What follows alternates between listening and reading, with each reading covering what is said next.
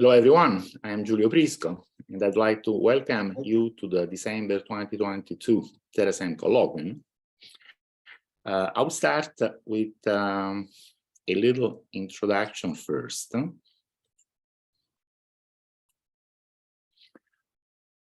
Just to remind you that today, December 13, is the 50th anniversary of the last day human astronauts have been on the moon. So yes, it's kind of a sad day. We haven't been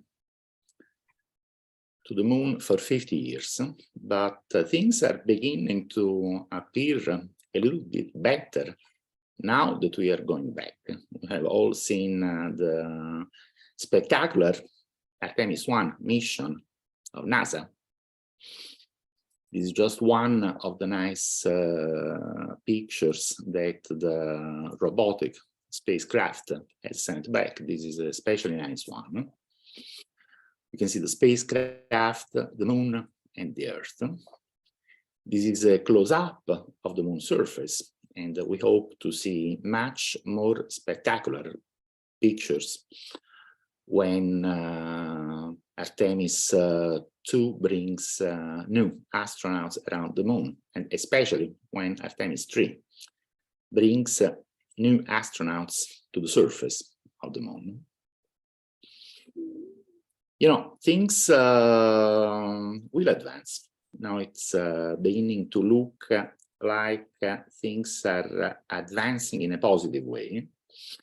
I am optimistic, but I'm not really that optimistic. I'm not being unreasonably optimistic because there will be problems, there will be setbacks. I don't really think people will be walking on the moon in 2025, a few years later. I guess things will not be as fast as we hope. But so I myself don't have unreasonable expectations. I just want to see this Artemis base camp, the first human outpost of the moon, permanent and sustainable. I just want to see this before logging off. I want to see the Artemis base camp before logging off. But let me show you what is my favorite picture of the year. This is not taken from the moon. Well, of course, Mars would not appear that big if the picture were taken from lunar orbit. This was taken by an astronomer and photographer here on Earth. His name is Andrew McCarthy. You can buy a spectacular high-resolution version of this picture. To me, this picture really represents our future in space. Because, I think it's the new Earthrise. It has been taken from the Earth. You can see the moon, which is the next human habitat in space. And behind the moon, we can see Mars, which is the next one. So whenever I look at this image, in fact, I had both a high-resolution print.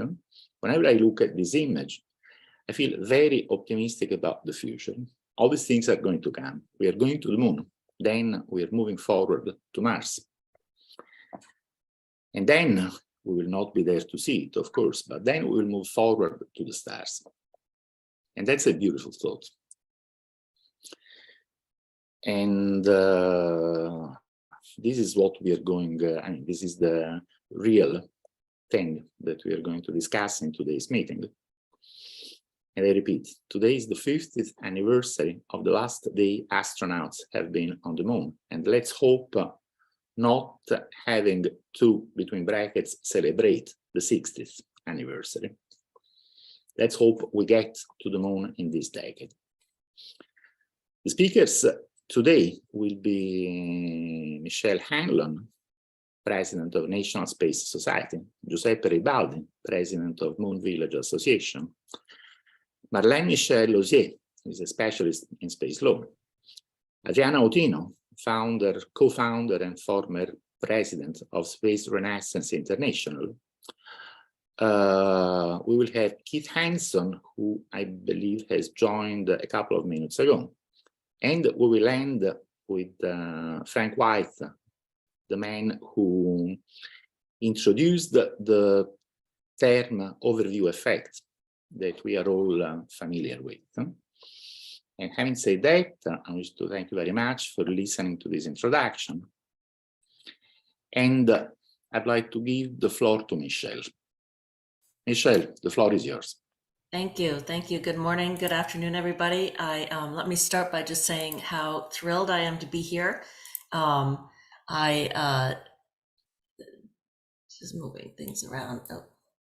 I am, I mean, this day is just incredible to think about 50 years ago where we were and where we're going now. As you said, Giulio, I'm so honored to be able to talk about this particular time in history, because we really are on this amazing threshold.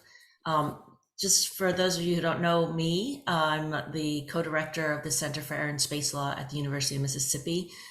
We are really focused, unlike any other school in the universe, if I may, on what it's going to look like to see humans actively working and visiting and living in space. And so while we are very supportive of the commercial industry and looking to help evolve regulations that will support commercial industry, our main focus is really on, okay, what's it really going to be like when we have a constant population beyond just sort of government astronauts on the moon, and in space, and how we need to, what we can do today to assure that those humans living in space live in harmony and peace, and hopefully some of that harmony and peace comes back to Earth.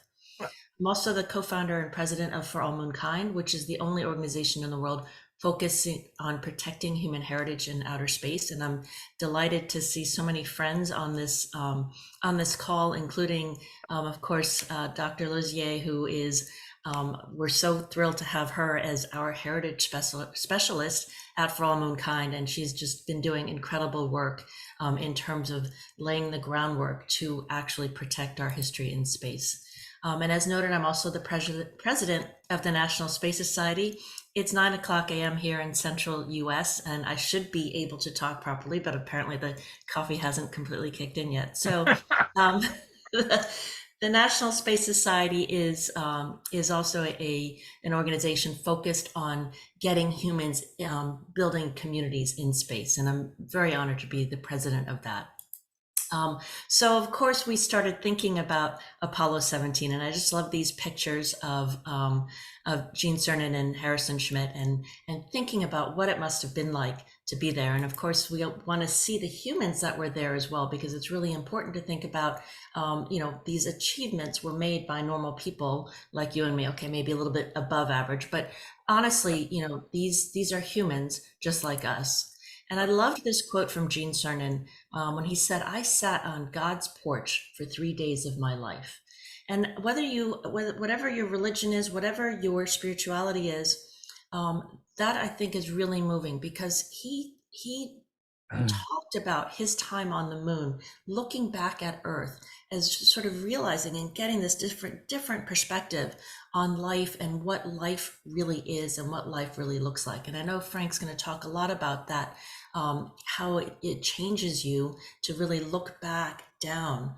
But I want to, what fascinates me is what will it be like when we have more than 2 people on the moon at once, or more than 7 people on station, or on the Chinese space station? How is that going to change humanity, and how is that going to change our perception of humanity?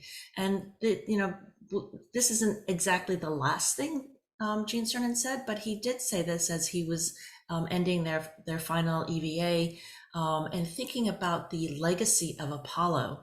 And when we think about Apollo, we think about so much courage and persistence and this race and this accomplishment.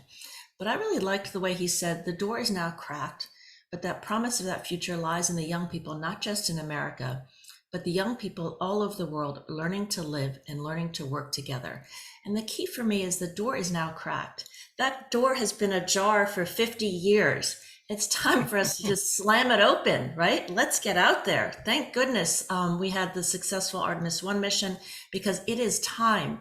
And I don't think the world can wait much longer. So I always like to start my talks and discussions making everybody realize, everybody on this call today, everyone who's listening in, everyone who's going to watch this later, everyone has a role in the evolution of space and space law and human activities in space. And the decisions that are made today will have far-reaching implications for the future. Remember that a lot of what has driven space exploration has been driven by individuals who made a decision.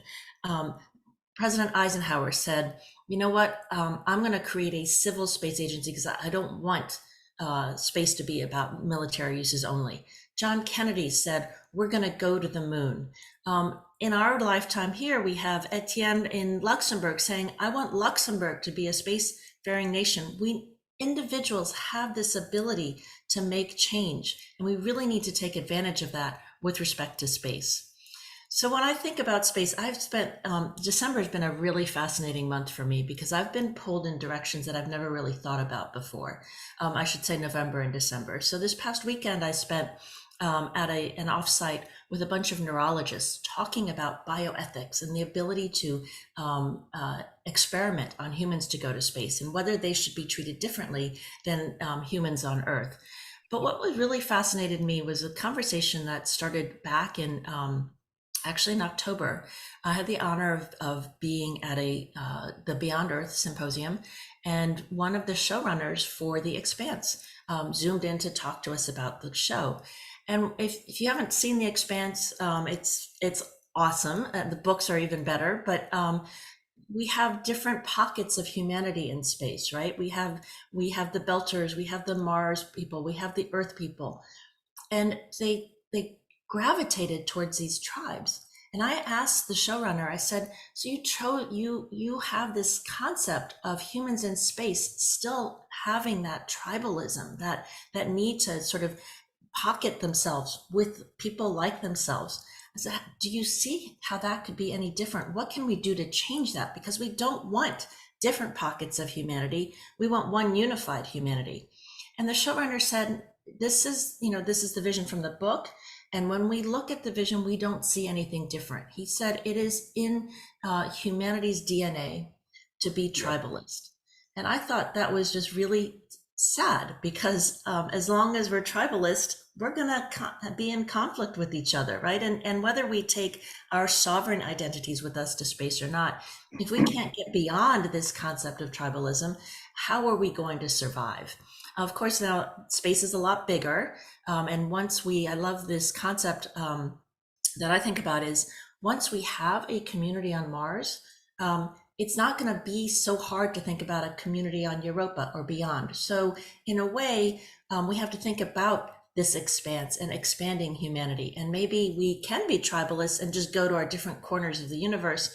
But even that, I think, is sad to me. So when I think about how can we fight this tribalism and pursue a conflict-free, or at least manage conflict in a way that we can be working together for an outcome for all of humanity and the human species, I'm going to look at international law first. And so we have, as I think most people who are on this call will know, we have 5 main treaties. The Moon Agreement is ratified by only 18 nations, so don't call it a failed treaty. It's a treaty that only has 18 parties that are bound by it. The other 4 treaties have much more buy-in. And of course, the Outer Space Treaty is our Magna Carta of space. I'm going to talk about the Outer Space Treaty only because I think those are the principles that are guiding us and that will have the most effect on my mission to sort of at least ameliorate the bonds of this need for tribalism. So very briefly, because I know there's a lot of amazing speakers coming, We have the Outer Space Treaty with it's very short, exploration and use of space carried out for the benefit of all humankind. Exploration and use is the province of all humankind. Outer space is not subject to national appropriation, so put your flags away, put them up for models, put them up just to look pretty, but you cannot claim territory in space. Activities are carried out in accordance with international law. It is not a lawless Wild West frontier. We have the peace provision, no nuclear weapons or weapons of mass destruction anywhere in space, and the moon and other celestial bodies must be used exclusively for peaceful purposes. We have international responsibility of national governments for non-governmental space activities. So this is really important, because one of the things that people always ask me is, why is space different? Why do you want space to be so different? Space is different from the high seas. Space is different from Antarctica because we have this very interesting provision of sovereign responsibility for the acts of nationals, whether they are acting for the government or not. And how does that affect us? We don't know yet, but that's a very different concept than what we work and live under here on Earth. We have liability provisions and jurisdiction provisions. So those are the operative provisions of the Outer Space Treaty. But what I find really interesting, what I want us to embrace as we look to the next 50, hopefully much, much more active years of space exploration, are all the times we talk about international collaboration in the Outer Space Treaty. International cooperation and collaboration is mentioned 7 times. That's a lot in a very short treaty.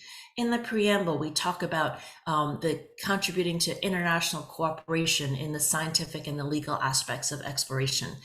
We believe that cooperation contribute to strengthening friendly relations between states and between people. So we see, even back in 1967, when the Outer Space Treaty was ratified, this understanding that, okay, we need to fight against this tribalism. But it's not just the preamble. International cooperation is mentioned 5 times in the Outer Space Treaty, 5 times. There is this real desire, all the way back from the 50s when we were in a Cold War. There's this desire for humans to work together, to collaborate, to cooperate. We will facilitate and encourage international cooperation in the scientific investigation of outer space. We're going to carry on all activities in the interest of promoting international cooperation and understanding. States parties will be guided by the principle of cooperation and mutual assistance. We are going to promote international cooperation and in terms of when somebody wants to see or observe the flight of our space objects. And we're going to agree to tell the United Nations what we're doing in order to promote that international cooperation. And on top of all that, Article 5 of the Outer Space Treaty says that astronauts are envoys of all humankind. We don't have a provision like that anywhere on Earth. People who go to Antarctica, tourists who go to Antarctica, aren't envoys of all humankind to the South Pole. Right? Now, there is some argument from a legal standpoint. The Outer Space Treaty says astronauts. The Return and Rescue Agreement says space flight personnel of spacecraft. The Federal Aviation Administration here in the US says space flight participants. But the concept is, if we're sending humans into space, they are the envoys of all humankind. They are not the envoys of the United States. They are not even the envoys of the Artemis Accords.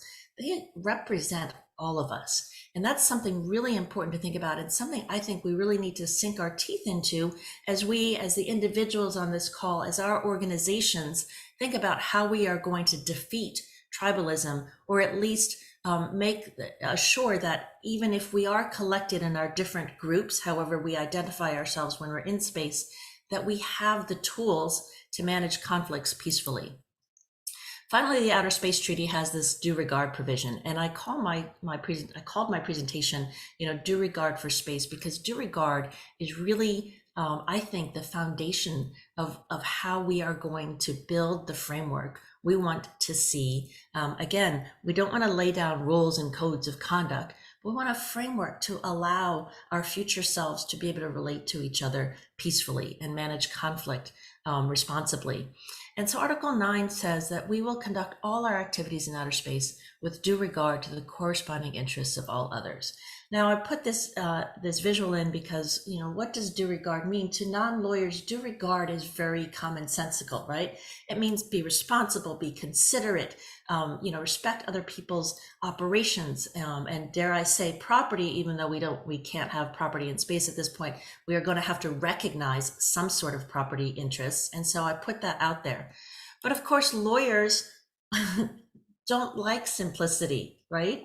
And so I call the due regard provision the cha-ching provision, because look at this. This is how we define due regard. It's a balancing test between the parties of the first part and the rights of the parties of the second part, and what were they doing, and how are we going to look at it, and whose rights are more important, and who had more to do, and who could have avoided the conflict, so forth and so on. We can argue due regard. As a lawyer, I could argue due regard and keep appealing for decades. We don't want to spend money arguing. We want to spend that money investing in space exploration. And it's a waste of time for us to argue.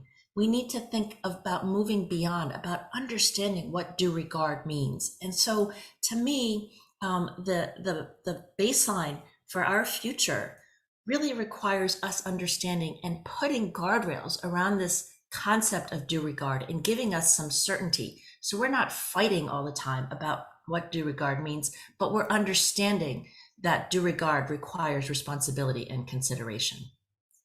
And so back to Apollo 17, look at this. All of these things are still there on the moon, right? There's no weather on the moon. So these things are protected, preserved by the environment or lack of environment on the moon. We can see the astronaut footpaths still. I think that's amazing. Look at that. You know, our footprints on the moon are still there, pristine. And putting my For All Mankind hat on, I believe due regard for each other means due regard for history, means we need to protect this history. We need to identify exactly what should be preserved. We need to memorialize this history. And it's not just about protecting history for, you know, a museum or whatever. Preservation is a compelling idea that can unite people rather than divide them. It's an idea that can help build a sense of community among people throughout the world. This is the basis of the UNESCO World Heritage Convention. I would change that word at the end from world to universe. It build a sense of community among people wherever they may be. I'm going to look sort of what I mean by preserving that community. You know, the best analogy we have to space exploration right now is the migration of Polynesians throughout the South Seas. So think about it. It's the exact same. The Polynesians stood on islands and they looked out and saw nothing except water on the horizon. And yet, and we see stars that we're going to, they saw nothing. And yet they built boats and they sailed into that horizon, into that nothingness. Think about the courage and bravery of those individuals. But what did they do? They didn't just leave behind. They brought their culture with them. You see, there's cultures throughout these islands. They brought that community with them wherever they went. With that community came the knowledge, the experience of how to grow food. It came with them the knowledge of how to build boats. That's what I mean by protecting cultural heritage. It is about protecting our sense of identity, our sense of selves, but it's also about giving our future selves the tools they need to ensure these communities continue. So while it may be argued, you know, that there's a lot of time before we're all back to the moon, although I did see an infographic this morning that shows, I think, 30 plus missions planned between now and 2026. Think about that. The moon is going to get very crowded. We have a resource on the moon that needs our protection right away, and that's our history. We have made some inroads. The One Small Step Act asks us to use the concept of due regard to protect Apollo lunar landing sites. Very proud of this legislation, which we wrote for For All Mankind. Unfortunately, it protects only U.S. heritage sites, which makes sense. The U.S. can't claim to protect other sites, but we need this feeling to permeate the international community.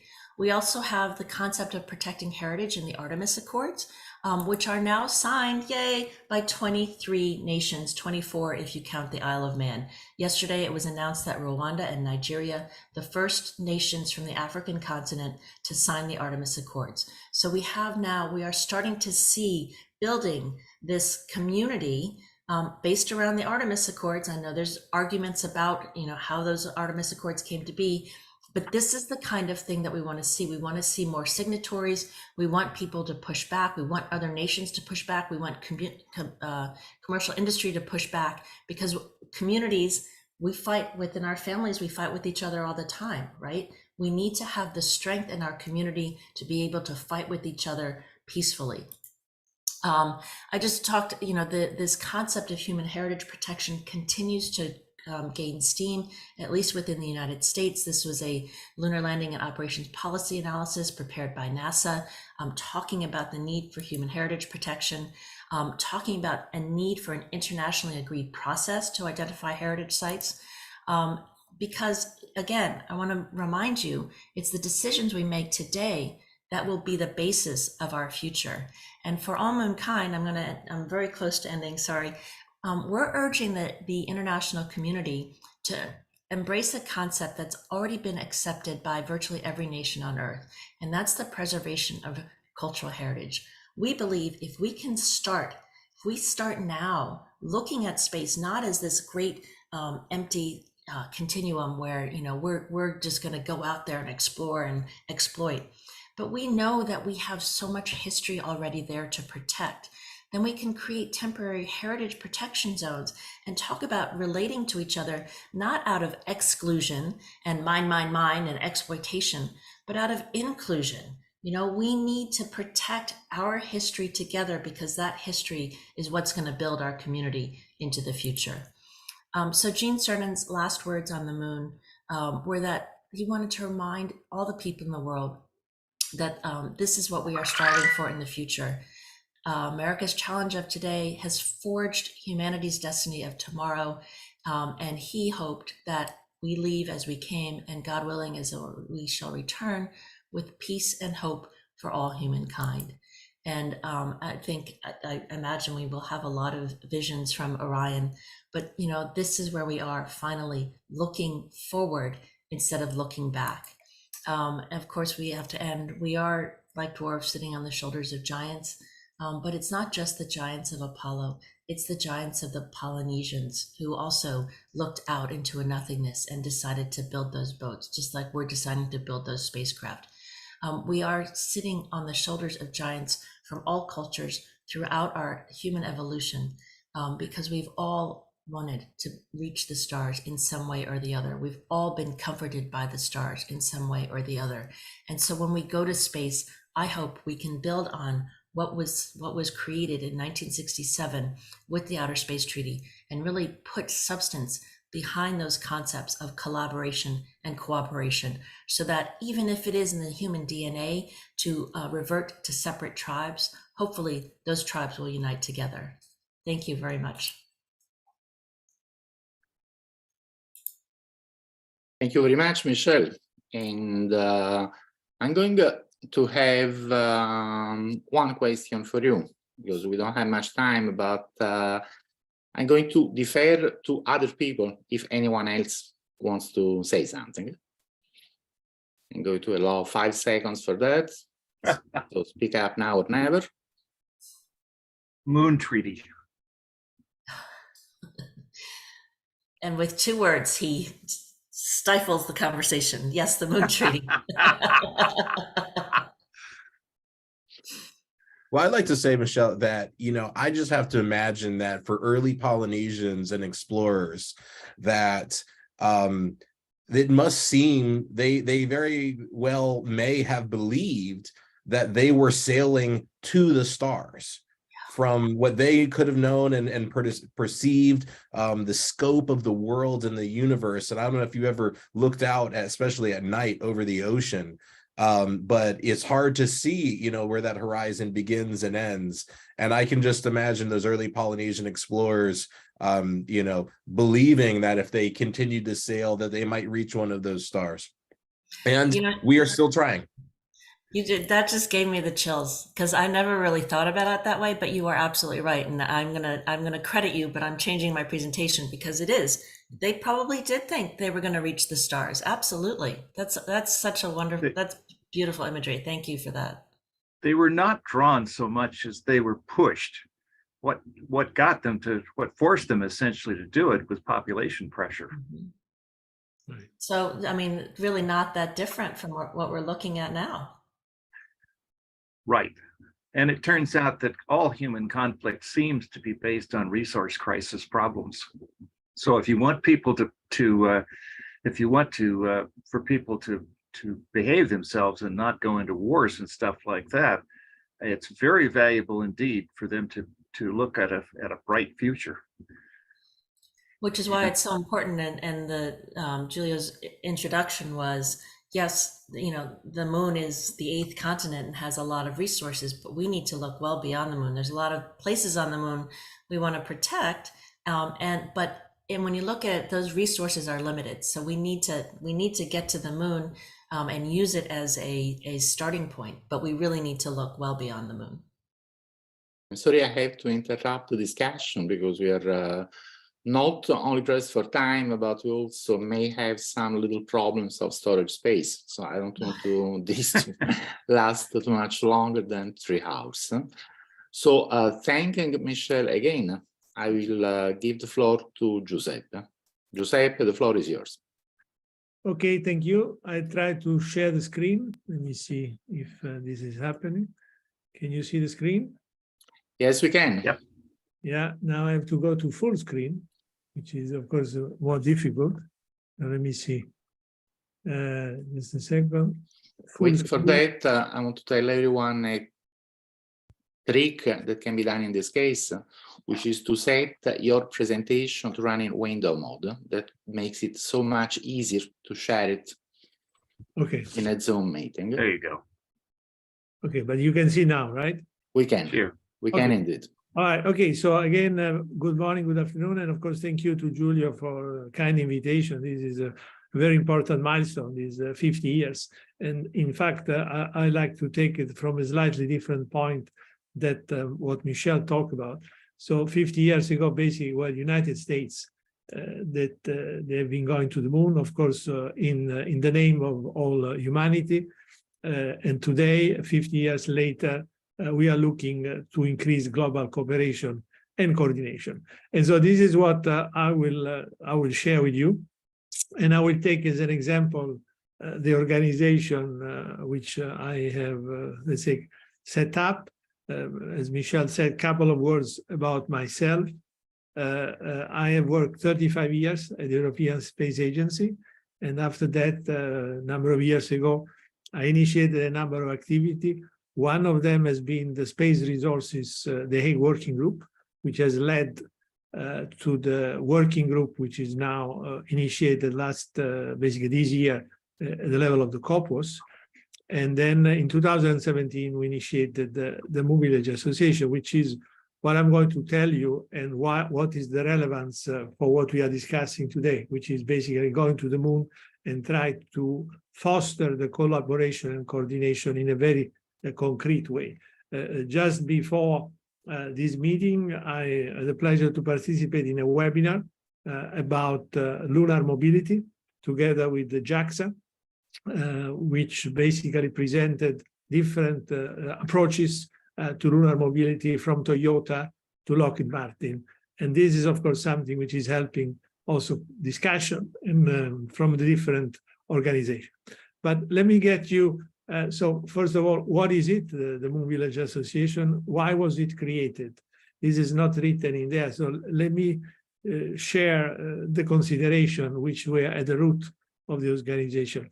The root of the organization was the consideration which somehow Michelle touched, which NGO in general, let's say not necessarily in space, they have played a major role, as you know, in the environment as well as in human rights. NGO are very powerful. And so we have started to observe in a paper what was the impact of NGO in general on different social issues, and then what was the impact on space.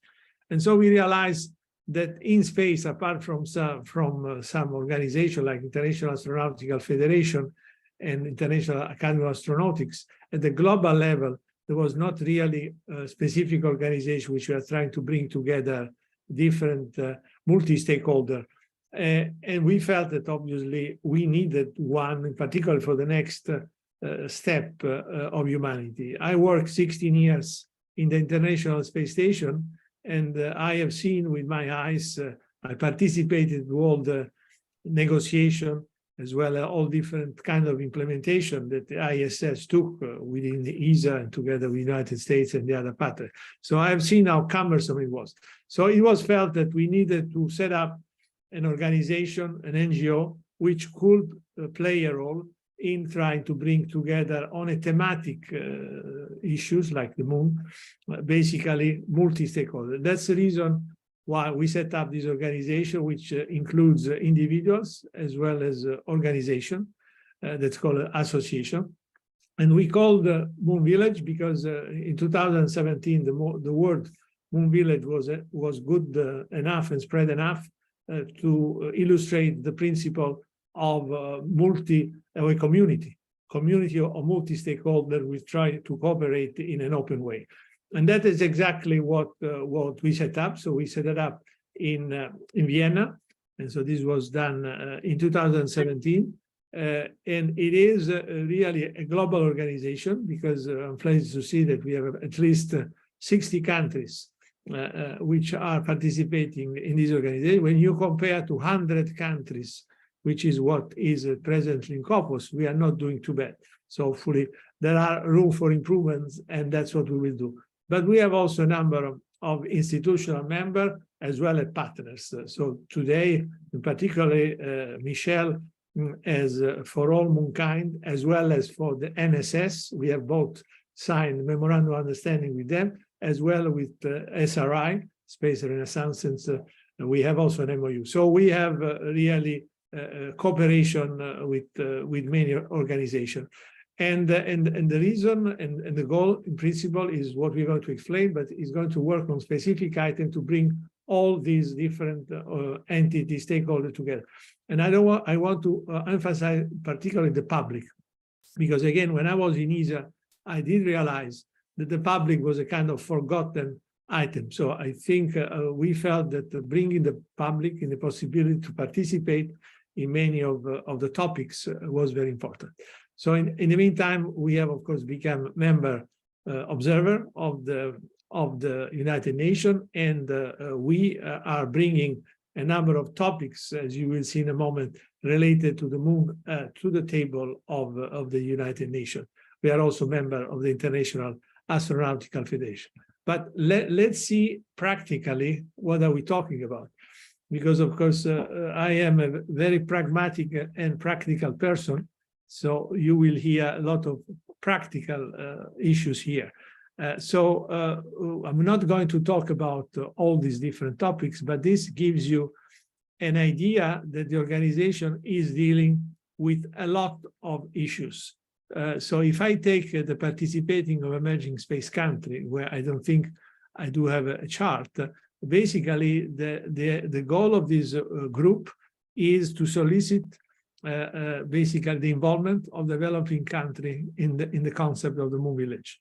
Not necessarily country which have a lot of money, which they can, let's say, pay for developing large infrastructure, but even country like we have it in South America, Nepal, and many others, Lebanon, that really have population very interested in the topic of the moon exploration. And this, it's important to do that as a capacity building so that they will be able, and they are able to participate to some of the project, even if there is a university in Africa which is dealing with, let's say, study related to how habitation on the moon, that of course already grant them to participate. So we help them to create a so-called roadmap, which then try to bring them together with National Space Agency.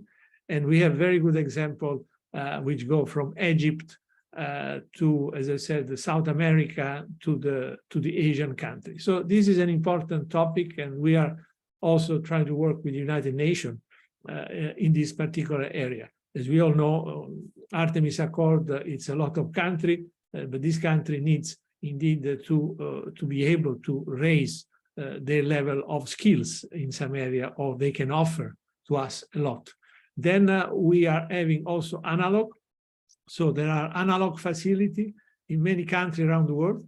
So this group is trying to bring them together, basically all these different facilities, so that the people, local people, can really basically work with each other. And what we have noticed is that a lot of developing countries, they are planning to develop analog facility because it's cheap and is a very immediate way for the population to get involved. And even in some countries like Jordan, they are thinking also to use that as mixing with tourism, which I think is important. So I think analog is really a very concrete, let me say, way to approach the lunar exploration. Then I will show one chart for some of those so that you can get an idea of the kind of activity. So on the top of that, what is important is that, similar to some other organization, we have present on the field, because you need to talk the language, talking about the public. And so that's the reason why we have about 50 national coordinator, which are working very much also with the Space Generation Advisory Council, which, as you know, is another organization which is really trying to basically raise awareness and basically development of the young generation. And we have also particularly a working group which is towards the Moon Village generation, which is trying to really solicit and help the people to participate. So you can see that the spread of this national coordinator is quite wide. Now let me talk about what is also behind my my image. So we have a working group which is called basically Moon Village 2045 out of the architecture working group. This is chaired by John Mankins, which I'm sure many of you knows. And this has been for the first time that we have brought together a number of global stakeholders and trying to think about how a Moon Village, which is not necessarily the Artemis base camp, as Giulio was saying, because Artemis base camp is a clear connotation, but we were looking to multiple settlement of different countries. And so the work, it has been going on for a few years. And this, for the first time, we now have seen a kind of building blocks of this, what is called now OASIS 2045.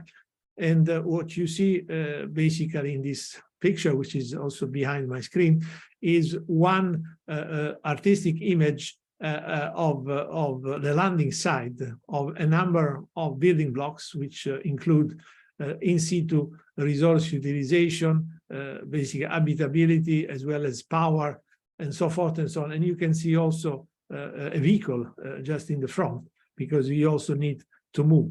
So actually in the ISAC-G, which is the National Space Exploration Coordination Group, they did not have yet this, let's say, kind of study at the level of the different country. And so we have also been presenting this to ISAC-G, and we are increasing the connection with the different space agencies. So this is definitely an important aspect. The other aspect, which is of course very close to myself, it is what we have been saying earlier. There are a lot of missions going to the moon, basically, and from all different stakeholders. So, and some of them, they will be conducted in very close proximity. So right now, in spite of all goodwill of our good friends, lawyers and treaty, we do not have a clear coordination mechanism which would regulate how people are going to behave on the moon. And so there is a need to create a confidence building to really get a cooperation. So in order to a cooperation. So therefore, in 2000, we have initiated a group, which is called Global Expert Group on Sustainable Lunar Activity. It has worked for 2 years, and we are now coming to an end. Basically, in a week time, the work will be completed and is going to be published in early 2023. And this group, for your information, includes all the major stakeholders. We're very pleased to say we have a very large Japanese, Chinese contingent, as well as US, all the major players at the level of industry, at the level of government, at the level of state organizations, we have the State Department, as well as we have Ministry of Foreign Affairs from China. They all participate in this group, and we managed to reach consensus on a document, which will then be given to United Nations COPOS for further deliberation. We have already a fairly clear way forward, which we would like to proceed on this. But the important point is that the country needs to realize that it's urgent. We all discussed earlier that there is a working group of space resources. Space resources is an important topic. As I said, I was at the root of these the building blocks working group, but space resources is going to take few years. What is really urgent now is to agree how to behave on the moon. And I think this is what also many countries, including United States and China, realize. And this is hopefully what is going to get started by bringing on the table this document, and hopefully try to foster further discussion at the level of this organization. So this is a clear, very concrete, let's say, proposal and activity. Then in Los Angeles, MVA has held every year a yearly workshop. This year it was in Los Angeles. And in Los Angeles, we published the Lunar Commerce, from the Lunar Commerce Working Group, the Lunar Commerce Portfolio, which is a very extensive 2 years of work, which is a very extensive work, which present 9 segments of different, let's say, possible lunar business. And again, this is the first time that this is done in so much detail. This has been made available for free, is available on the website. But we have partners also with the university, which will help us in completing this work, as well as in order to, let's say, customize this kind of study for the different industry that will be interested to get a better prediction of what their business model will be. Then we have also an important cultural consideration working group. I just put there some of the different, let me say, webinars which have been organized. I think the goal is a very important. Many people tend to underestimate, to concentrate cultural aspect towards the technical. I think when you talk about the public, the only way to interact with the public is via culture. So cultural is a very important aspect of all what we do, and it is the way to enter in contact with the public. So we had a number of webinars which were related also to Arabics, modus of conceiving the moon, to let's say South America. These are just few of them. And so I understand that this is now going to be continuing in synergy with Space Renaissance, where we have signed an MOU. And so we will go deeper with them in dealing with some of the issue. I have the opportunity here that Frank is here with us. And I think an important concept, which again, I feel very important, is when the Chinese landed on the backside of the moon, on the dark side of the moon, I really felt that the so-called deep space, let's say, principle, which is basically you never see the Earth, you just see the space. It is something which will require certain further analysis and in-depth discussion. And I think this working group, together with Space Renaissance and other people, hopefully will be able to dig with it. Then connected with that is how to operationalize the overview effect. So again, this is the very simple idea, but of course, only few people have seen the Earth from the moon, and the number is not going to be high. So a very simple idea is to develop a camera which is going to be on a lunar lander and send images via video streaming on your telephone. So the idea is that soon, in 2 or 3 years, you will be able, through an application like you are doing now for the space station, to see how does it look, basically Earth from the moon. I think this will be a very major, let's say, boost in trying to bring close the people on Earth, the moon. And so this will be able to, for the people really to understand that we are there, and so we are all one. So I think this is, you can look at it as operationalization of the overview effect. We are started the phase A of this activity. We have a consortium of industry, which you can see over there, and we do hope that this kind of camera, which by the way can be used also for other scientific purposes, will be able to fly on one of the future lunar lander. Then I like to touch base on another initiative which the MVA started in 2021. So we proposed to the to the COPOS in August of 2021 the creation of International Moon Day.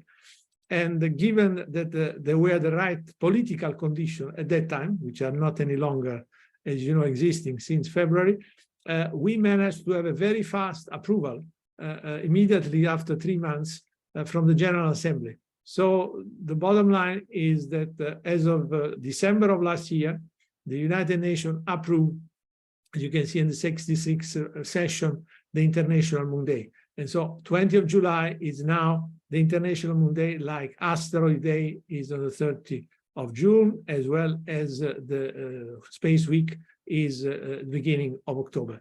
So the goal of this International Moon Day is again to create awareness of the moon exploration, to give the opportunity to the stakeholder industry as well as government to explain what they are doing, to discuss with the public, as well as to present basically cooperation between different countries.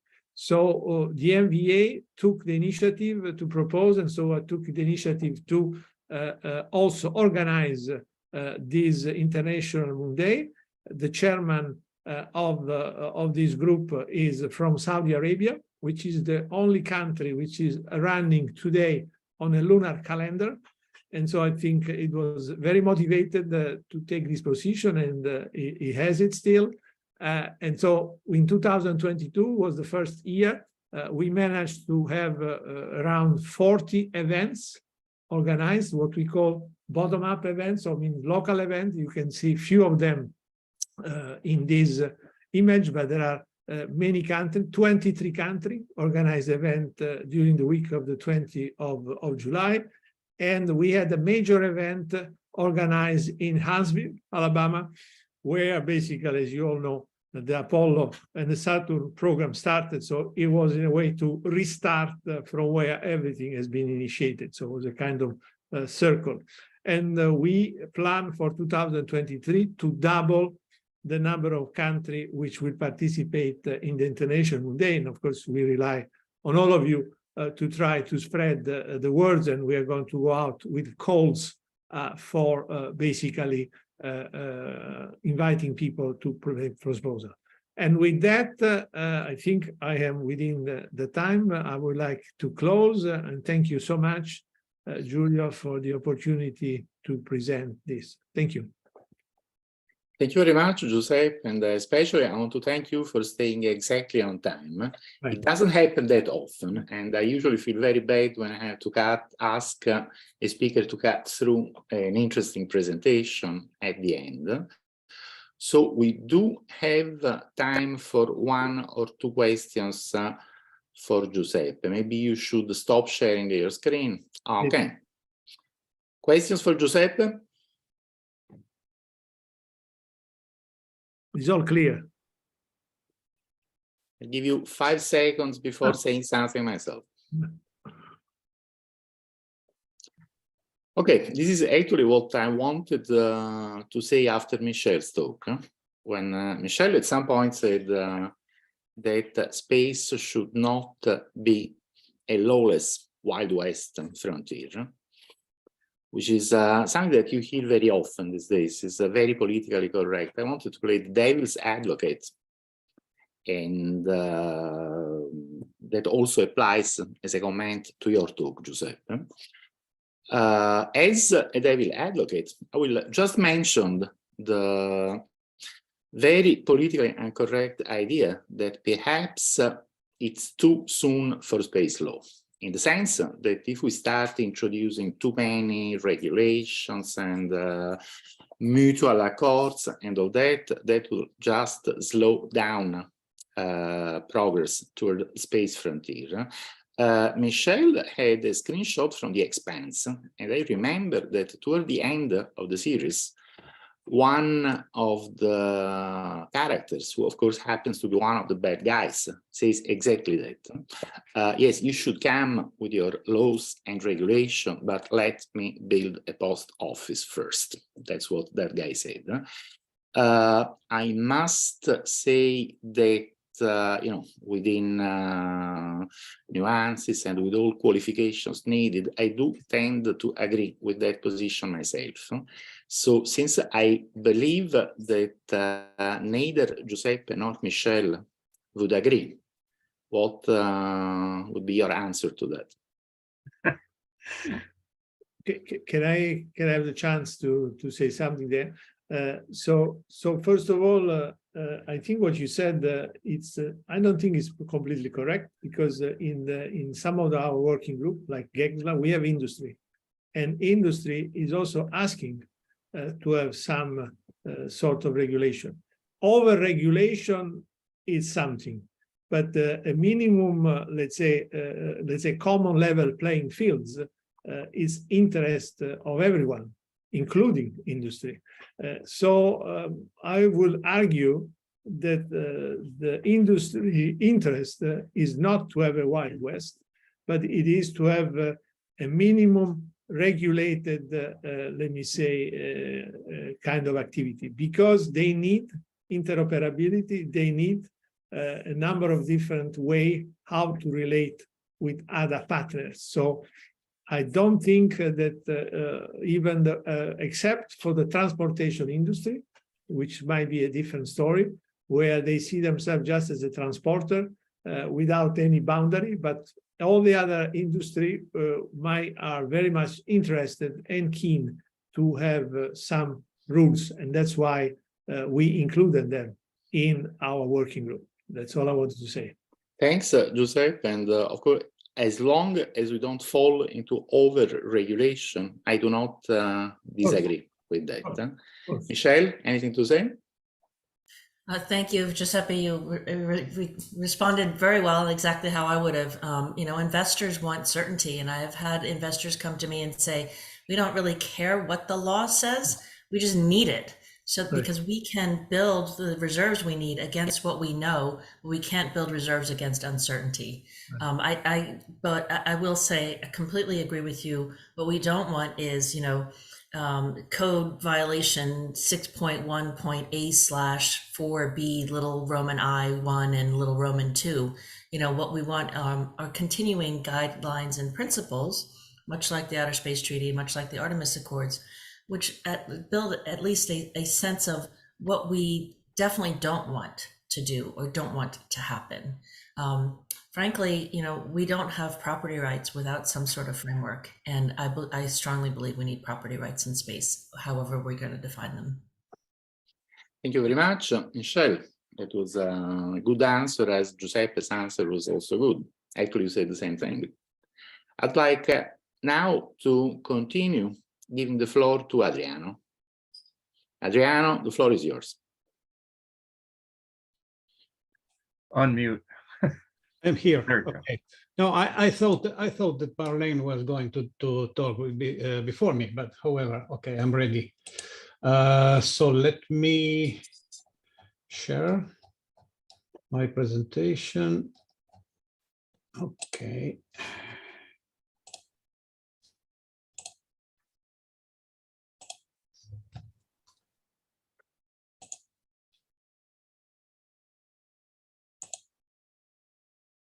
You can see it? Yes, we can. Yep. Okay, fine. So I am Adriano Autino. I'm the founder and former president of Space Renaissance International. As Giuseppe kindly said, and Giulio too. And today I will, okay, my presentation will be, let me say, it contains a proposal. Our proposal of an 18th SDG to kick off space civilian space development before 2030, because this is what we need, what humanity needs. And so how to make this goal, space for all, to become a reality. So what does it mean? First of all, space for all, Should just be able to put what we can see looking at Earth from orbit and what we can perceive looking outside, the unsustainable 17 SDGs of the United Nations, the astropolitics and astro-utopias, a critical coexistence, the need for a great cultural battle that involve all of the space community. So all of us and more, the other organizations that are not here today, but they are engaged for our same ideals and goals. So our point now is to see what will be the best way to organize and put together these efforts to crack the door. And yes, as Michel said, to crack the door. And that means to open the Ike frontier. So space for all, what does it mean? It was the title of the recent IF Congress, the 73rd in Paris in September. I see three possible meaning of this title. Using space for Earth, it means benefits from space science and technology, and now from space resources for everybody on Earth. Or opening the Ike frontier, easy and safe access to outer space for all of the Earth citizens willing to emigrate. And C, a new broad horizon for development over the crisis of the closed world in a finally open world philosophy. We can say maybe all of the three, but of course we have to better understand the priorities because there is not much time. So if we see to the 21st century geopolitics, we see that the resource wars updated their goals, but not their practice of murder and destruction. The high demand of microchips by the electronic society promotes the rare earths and the regions reach of them as a primary target. The energy demand by the internet society is bigger than the one of the previous mechanical society. And non-terrestrial sources, including renewable and nuclear, will be enough. The industrial society is seriously compromised. The social fear is growing, paving the path to new wars, conflicts, dictatorships, and authoritarian regimes. So this is the situation in the closed world, because the world is still closed, philosophically closed. Then, if we look at the astropolitics of this century, it concerns the geolunar space now. Alberto Cavallo, during his recent lecture on the webinar series of Space Renaissance Academy, made some very sharp and meaningful consideration. The astropolitical thesis in the hard version is either governments and powerful organizations support expansion into space now, aiming at space power, or no expansion into space will happen. And we have to note that the situation is strongly changed with regards to a few years ago. Now, governments and powerful organizations believe in expansion into space and they want to expand. So the first question, can expansion into space take place thanks to the goodwill of enlightened leaders, or is it the pursuit of international power required? Second question, can expansion into space happen without bringing all of our rivalries in it? And that's the meaning of regulation that we are discussing before. A note, on 12 August 2022, the US Vice President Kamala Harris declared that the current space regulations are outdated and must be replaced. So the true space race is starting now, and it is about use of resources and settlement, not just science. National interest comes in as a fundamental factor. Competition among nations will now fuel the expansion and seems to be more effective than cooperation. Watching to the solar system, it is a conditional future. Mars holds an enormous potential as a logistic pole between internal and external solar system, the asteroid belt and the Jupiter's moon.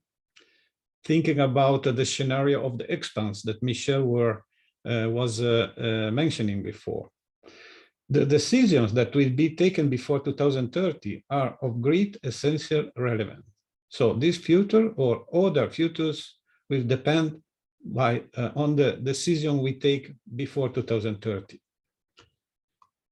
Unfortunately, the current vision of the world is still a pre-Copernican vision. Planet Earth is also called the planet, as if it was the only planet.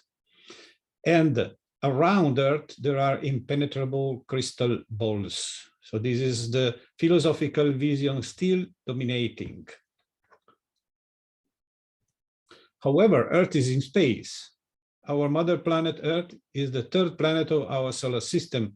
We can naturally expand in the solar system and beyond with the help of our natural resources, curiosity, intelligence, science, technology.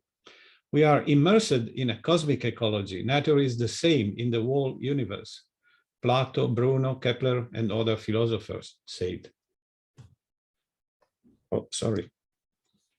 So some space cultural achievements coming from the overview effect, if we want to refer to that, having here the author, of course. Looking at Earth from outside, we realize that Earth is not the planet, yet one celestial body as many others in our solar system and beyond.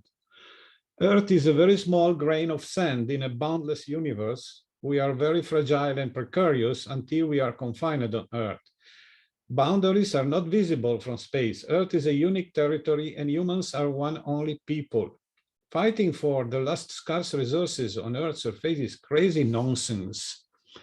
Looking outside at space, we also understand that our vision of the world can be very much larger than just Earth. In the solar system, there are more space and resources than we need for many trillions of people, for many centuries and millennia to come. And what we need, all what we need is to concentrate our efforts to win the Earth gravitational well and to kick off expanding into a greater world, the internal solar system, just to start. Doing that, we will also learn how to take care of our mother planet. And an important consideration made by Kraft-Ericke in his paper, Why Mankind Must Colonize Space in 1950, humans are children, not pets of the biosphere. We have to continue to emancipate ourselves because we are children of the biosphere. We are not pets. Should we let nature to do its job? Yes, let's humankind, the highest agent of nature, to do the nature's job, to expand life into the solar system and beyond, and to keep on evolving. So some consideration about our relation with the rest of nature. There are three main concepts. The ego concept is the seigniorage of male man over nature. Note that women is seen as a part of nature together with other animals, brackets. The ecologist view, woman and man equal to other animals, the same level. And the serving view, men and women to serve the rest of nature. I believe that the three of these are not okay. The first one is really wrong because it's old, backwise, and so on. Even the equal view is doesn't give the proper rights and characteristics to each kind of beings, and the serving the rest of nature is yes, is a good sentiment, but it's not enough, because we also have to serve ourselves, not only the rest of nature. So dolphins are nice and intelligent, yet we can discuss about morals and ethics with the dolphin or with the chimpanzee. Ours are understanding and awareness. Ours is responsibility. So the point is that we are sentient beings together with other sentient beings. We are developed intelligence and awareness. Therefore, we have the biggest responsibility on this planet and more. Intelligence is not an on-off property, yet a gradual one. Dolphins, chimpanzees, and few other species are currently esteemed capable of individual self-awareness. All of the animal species can feel pain and sufferance, being sentient beings. Moral rules and ethical reasoning can be applied only to beings which understand and can discuss, approve, share the rules. Compassion for all sentient is a universal ethical principle to avoid causing sufferance as much as possible. Let's think about that. We will not go alone into space. We will bring with us many of these spaces, and going out, expanding outside, we will also relieve the Earth environment, leaving more space and possibility to survive to other sentient beings on Earth. So the point is that without future, there's no hope. And it can also be reversed. No hope, no future. So, okay. Greg Mariniak together with Peter Diamandis they were the promoters of the X Prize that I believe the X Prize opened the door to the new space sector in the early 2000s. Greg told me in an interview we had together in 2020, we have exhausted the resources in the planetary ecological niche that has raised us so far. The resources of the solar system will be enough for millennia for the development of many trillions of solar system citizens. The useful launch window may close sooner than we expected under the strokes of multiple crises. The future would no longer be the one dreamed by the best science fiction, but the dystopian one imagined by the post-catastrophe narrative. There is a very urgent need to realize the best future now. So this is the sense of urgency that is driving myself and the Space Renaissance organization to conceive that final resolution of our third Congress in 2021, that is including this goal to kick off space expansion, the civilian space development before 2030, or it could be too late. So, sorry.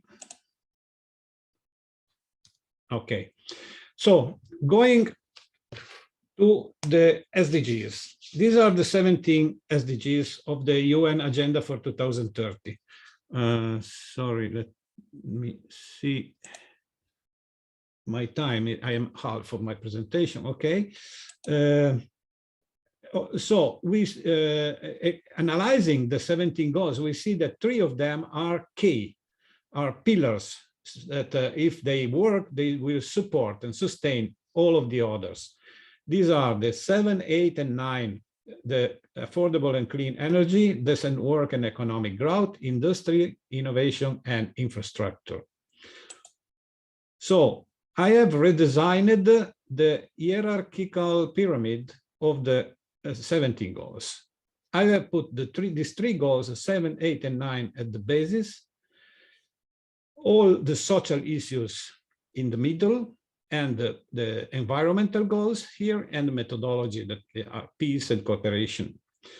But the point is, are these 3 pillars sustainable? This is the true question and the challenge in the closed system, of course, in the closed world. Are these 3 goals sustainable? We think not, because terrestrial development is a no-way perspective. There are several conflictual factors. The main of them is energy demand increased by web society and electric mobility. Scarcity of key materials, rare earths, raising new reservoirs and conflicts. Pollution increased by disposal of batteries and technological waste. Oceans overexploitation and pollution. Social issues increased by multiple crises. So if we try to boost these 3 key pillars, we will immediately crash with climate action, life below water, life on land. This is the situation. And let's think about a couple of other things. Civilization without paper is maybe realizing it, because we are now reading newspapers on tablets and computers and telephones. And these make the green life on Earth to be happy. But we are also concerned about plastic. And if we want to use less plastic, making happy the sea creatures, the animals that live in the sea, we will have to use more paper. And we are back to cutting trees. So these are a few contradictions that nobody thinks, because every time we think about plastic, we say, oh, we have to abandon plastic. Every time we think about paper, we have to abandon paper. But we are not seeing that the two things are contradictory each other, if we are confined on Earth, of course. So the history of culture came from stone. This is the Rosetta Stele, to paper, to electronics. Also, the history of money is going a similar thread, from money, physical money, to paper money, to electronic money. So where we are going? We are going to a very much more performing civilization, but more fragile. More and more we are based upon electricity, and our civilization is becoming more performant but more fragile. While stones and pyramids survived millennia, electronic culture may die and fully disappear in few years. Paper culture would perish too. Missing electronic continuous monitoring and control, books will quickly decay and become unreadable. Expanding into space, building managed space libraries fed by solar power will establish the pillars of an anti-fragile strategy. So this is securing our civilization. It should be one of the main goals of this time. The civilization can maybe survive without paper, but not without electricity. The less we will use paper, the more we will need electricity and electronic infrastructures. So securing civilization, it means expanding into space, because expanding civilization into space will mean increasing our capability to master cosmic accidents, increasing security of our cultural assets and knowledge, mitigating the risk of solar storms over electronic infrastructures by proper shields and mobility in space. The above will allow making our global electronic infrastructure less fragile, making our civilization less fragile.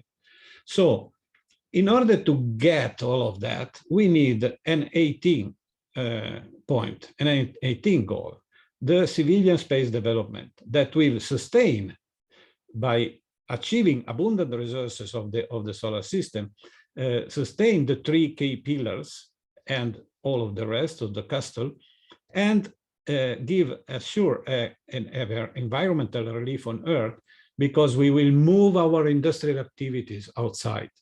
So the key word is sustainability.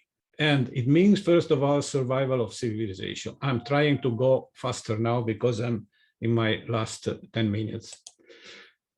So there is a missing dimension in the SDGs. We have the 15 life on lands, living condition of humans and other forms of life on Earth's surface. We have SDG 14, life underwater, living condition of forms of life in the seas, mainly non-human. From the Earth depends human Earth too. And what is missing, completely missing, is life in space. Humans and other forms of life living in space habitats, both in orbit and planetary infrastructures, and possible extraterrestrial forms of life. So the title was an 18 SDG, but maybe we need 2 more SDG, not only 1, but 18 and 19. Okay, civilian space development will assure energy, progressive relocation of the industrial development to the geolunar space will restrict the energy demand on Earth's surface to the one of private citizens. So this will halve the demand of energy on Earth. It will assure social growth. Development of civilian astronautic industry will raise economy at double figure, business opportunity and employment accordingly. So this will benefit all of the social goals. Peace and collaboration, wars for resources will deliver to history, losing their main cause. Environment will be relieved of the burden of industrial development. And one more thing that is not covered, maybe it will be covered by life in space. Cosmic safety, extraterrestrial development will mitigate the risk of premature extinction of our species by cosmic accidents. So what we need is to build a broad alliance. The space community needs to speak louder with a stronger voice. Lobbying politicians and international institutions is necessary, yet not sufficient. Bureaucracies will really move ahead only when they will feel the pressure from the public opinion at large. We need to talk directly to the society. We need to join together the most prominent space advocacy organizations on a simple platform made up by few shared goals to build a broad alliance on the proposal of an 18 SDG to the United Nations. Not that we are talking about that. Before me, Giuseppe was talking about our conversations, our memorandums of understanding with MVA, with the NSS, and with other organizations. And we will be trying, we are starting to discuss maybe one or more appointments in 2023 to try to develop this alliance a little bit more. So, but why an 18 SDG and likely a 19 are needed? A new horizon of development. Earth citizens that recently overcame the threshold of 8 billion are in deep need of a new horizon of development. Expanding into outer space is the sole way to make the 17 SDGs really sustainable. The 17 SDGs need to be updated because they were conceived and approved in 2015 when general space policy was not advanced as it is nowadays. Reusable rockets were just to be experimented for the first time. The new space economy didn't yet have the impetuous growth that's going on during the last 2 years. Space is playing a key role for global sustainability, assuring a powerful line of industrial development essential for the 7, 8, and 9 SDGs. A missing environment is space. The 7 SDGs cover life on Earth and life in water, yet not life in space. This is a serious gap to be filled.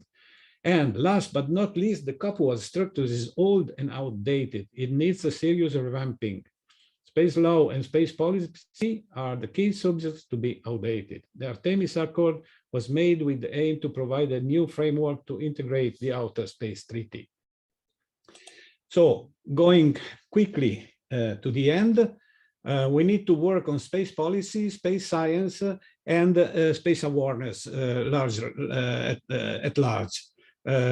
So about space policy, fully reusable, safe and ergonomic vehicles for civilian passengers and cargo transportation in space. Producing fuel in space from moon and asteroid resources, this is fundamental. Whatever strategy we want to implement, producing fuel in space is the next step. First is reusable rockets, second is fueling space. Removing orbital debris and their reutilization as in situ space resources, building logistic infrastructures and habitats in orbit and Earth-Moon Lagrange points endowed with simulated gravity. Moon and asteroid mining to get materials for space infrastructure construction, sustaining the new space industry worldwide by grants and fiscal reductions, training and education, collaboration between space agencies and private enterprises, sustaining the space tourism industry and market segment, currently the only sector trying to transport untrained civilians in space. Science should enable life in space. Living and working in space is totally different from short exploration scientific missions. The mission requirements are different, particularly with respect to human health. There's a number of scientific issues which need better consideration and priority. It is our main recommendation to the UN that such research trains, as well as the above-mentioned space strategy, will be promoted in every context where strategic decisions are undertaken.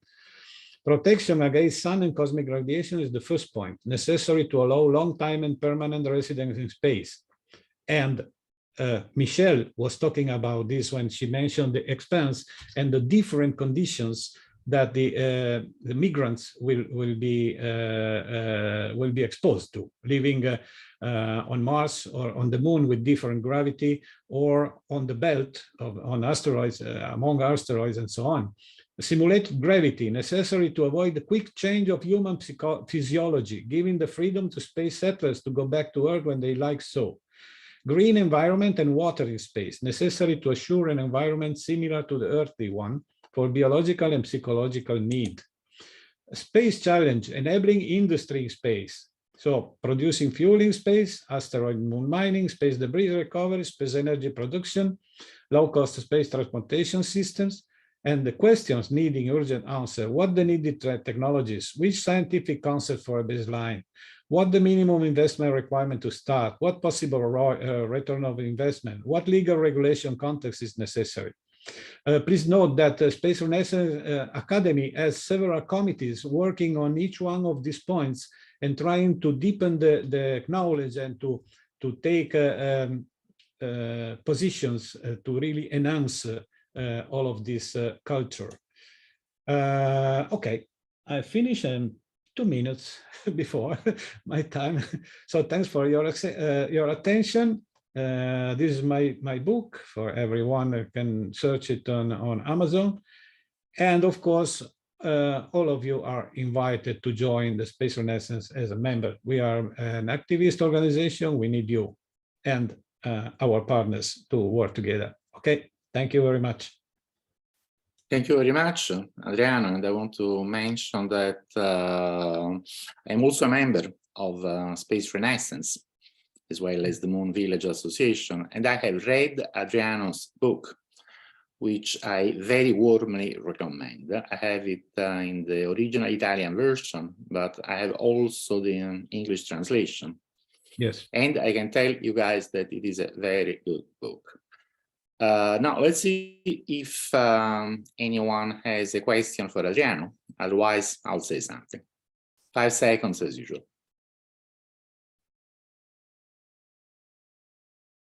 3, 2, 1, stop. Okay, Adriano, you said, and I 100% agree with that, that the politicians, all this political establishment will not get things moving unless they feel a very strong pressure from the public opinion. And therefore, we should energize the public opinion. Yeah.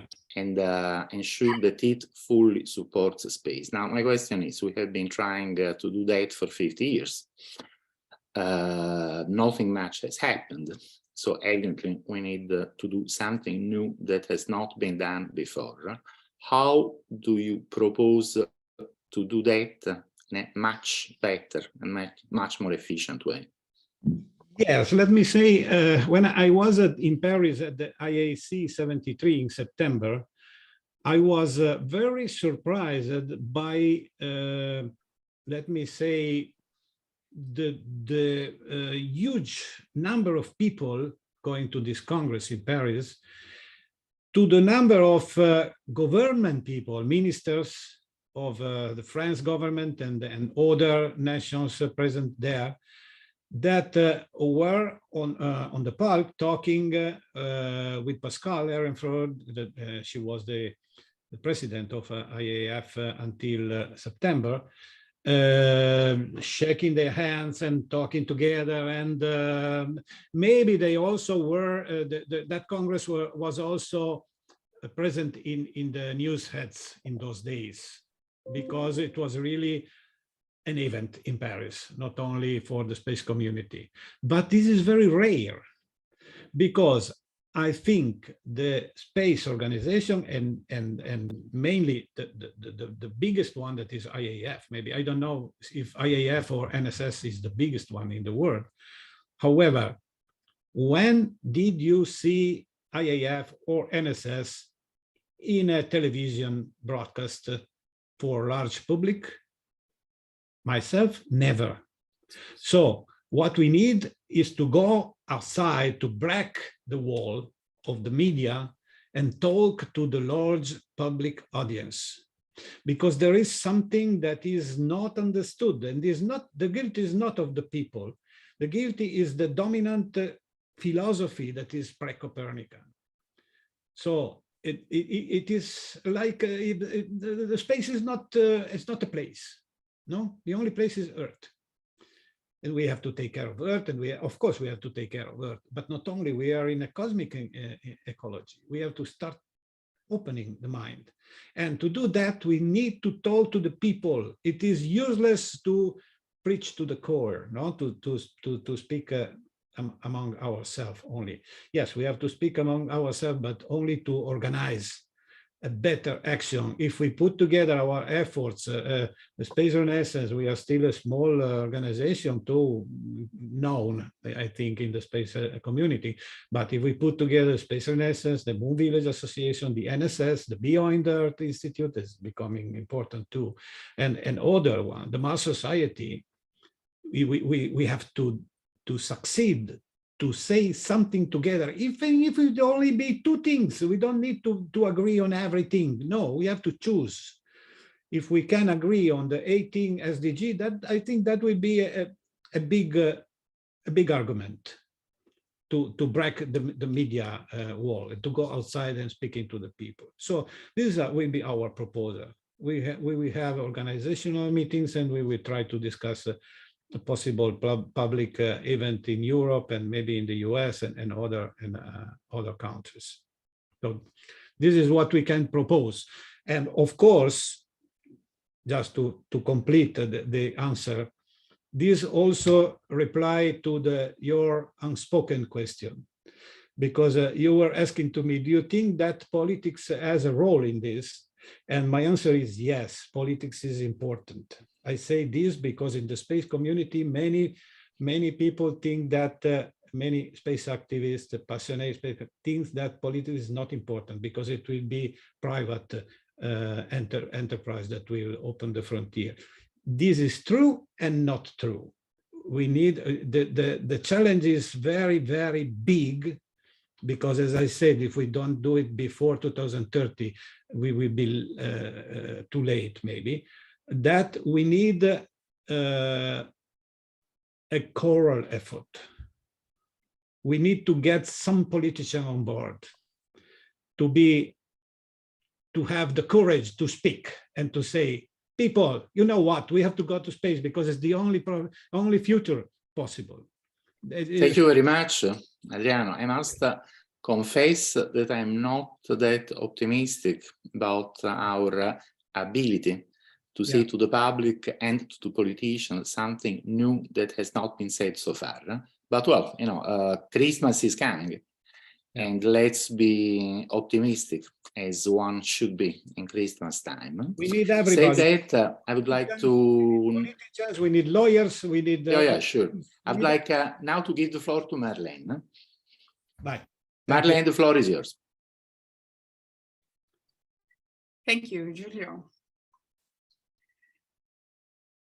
So good morning, good afternoon, good evening.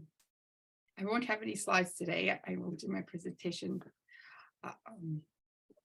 just reading, but my name is Dr. Marlene Michel-Ozier.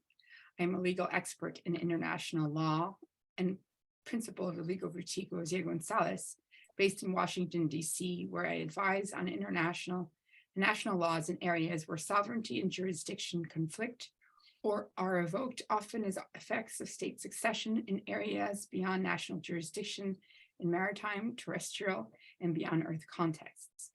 I am pleased to participate in the Terasem Colloquium celebrating the 50th anniversary of Apollo 17's launch back to Earth and the last time humans were on the moon. Can you raise your volume? Can you raise your volume a bit? Let me try.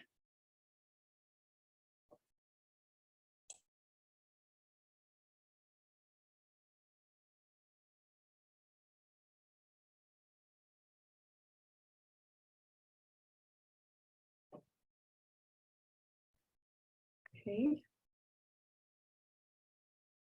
Does this work better? Is this okay? It Yes. is for me, or I mean, maybe if we just move a bit closer to the microphone, it will work. But it's already good enough. Okay. Okay. So let me know if anything. So I was saying that I was pleased to participate in the Terasem Colloquium celebrating the 50th anniversary of Apollo 17's launch back to Earth and the last time humans were on the moon. It is an honor to be amongst much esteemed colleagues and several dear friends, Michelle Adriano, also on the panel. Giulio, thank you for the invitation to the colloquium. The intention of my remarks today is to provide a general overview of the opportunities afforded under international law for civil society actors to participate in the development of law and policy relating to the exploration and use of outer space, including on the moon and other celestial bodies. The opportunities for civil society organizations to which I refer are distinguished from those more well-established and likely better known rights and responsibilities codified under the United Nations Treaty regime for nation states under the normative framework of space law and international law generally. Under the UN regime, civil society organizations are known also as non-governmental organizations, or NGOs. They are nonprofit, voluntary citizens groups organized on a local, national, or international level, as we have heard earlier during this call. Civil society organizations represent civil actors, including individuals not associated with government. They are groups that have developed self-initiated programs that can facilitate links between the United Nations and individuals, as well as diversely themed communities around the world. Speaking about the rights that may be exercised by civil society organizations is particularly exciting, given our audience of space professionals and enthusiasts. It is exciting also because it allows one to reflect on the immeasurable ability of human beings throughout history to study the skies, learn about the relationship of our Earth to other celestial bodies, and our incredible ability throughout millennia and across cultures in all regions of the world to utilize, explore, and give a plethora of meaning to space, the stars, planets, and the universe in sum. Without relaying the significance of these historical and collective human contributions to the immense capacity of our recent and current abilities to venture beyond our indigenous planet and utilize varied space resources for the benefit of human societies on and beyond Earth, it is important to recognize the critical role that civil society has played in that progress. Therefore, for all civil society that continues to contribute to the development of space exploration, or in turn is inspired to contribute even further to that development, it becomes important to identify the rights existing under international law that can facilitate that participation in the development of space law and policies that inevitably impact economic, social, cultural, educational, health, and other matters directly affecting civil actors themselves. As you may know, in 1959, the UN General Assembly established the Committee on the Peaceful Uses of Outer Space to govern the exploration of use of space for the benefit of all humanity. The committee, with the support of its legal subcommittee and its scientific and technical subcommittee, both created in 1961, was instrumental in the creation of the treaties and principles governing outer space. To date, the COPUOS is the only committee of the UN General Assembly that exclusively addresses international cooperation in space with the objective of achieving peace, security, and development. It is a unique forum for monitoring and discussing developments in this field and that have evolved alongside technical advancements in space exploration, geopolitical changes, and evolving uses of space science and technology for sustainable development. The COPUOS reports to the UN General Assembly's Special Political and Decolonization Committee, or the fourth of the UN General Assembly's 6 committees. The UN Office of Outer Space, which is an office of the UN Secretariat, one of 6 UN organs, supports the COPUOS and assists in the implementation of its work. The COPUOS hosts the collaboration, as you may know, of UN member states, of which there are now over 100 that take part in the committee. The committee, however, also allows for the participation of intergovernmental and non-governmental organizations who can apply for observer status. Permanent observer status can be attained for non-governmental organizations or civil society organizations after receiving special consultative status from the UN Economic and Social Council. That council is like the UN Secretariat, another of the UN organs, and has granted special UN consultative status to currently about 6,000 civil society organizations. The number of civil society organizations with or seeking observer status at the COPUOS in order to participate in the work of the committee amongst member states is steadily increasing. Therefore, civil society organizations with intention of partaking in space activities and policy discussions, certainly within the COPUOS or more broadly in the UN system, but even outside it, may benefit from familiarizing themselves with the provisions under international law that could facilitate that involvement. As you may know, there's been a remarkable shift, particularly during the second decade of the century, in the exploration and use of space, from one mainly dominated by nation-state actors to a vastly more collaborative one, inclusive of even more COPUOS member states, but particularly those in various stages of their spacefaring capacity and development, and also including intergovernmental organizations, academia, private actors, such as those with commercial interests, as well as communities of individuals, or in other terms, civil society actors. This shift has demarcated civil society's growing interest and ambition to participate in space development. The eagerness of civil society organizations is evidenced beyond attempts to gain observer status at COPUOS to forming part or creating other global organizational frameworks where they can assert an active role for themselves in the development of space law and policy.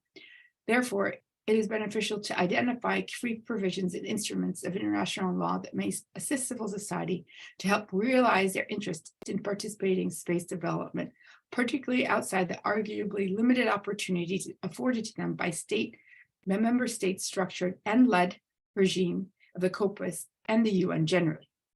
It is important in this regard to consider the continued evolution of the law and legal theory as it applies to rights of individuals and communities, to realize the principle of self-determination, to participate in the development of their societies, cultures, economies, education, and other matters, including space, that now has broader and increasingly significant impacts on their lives.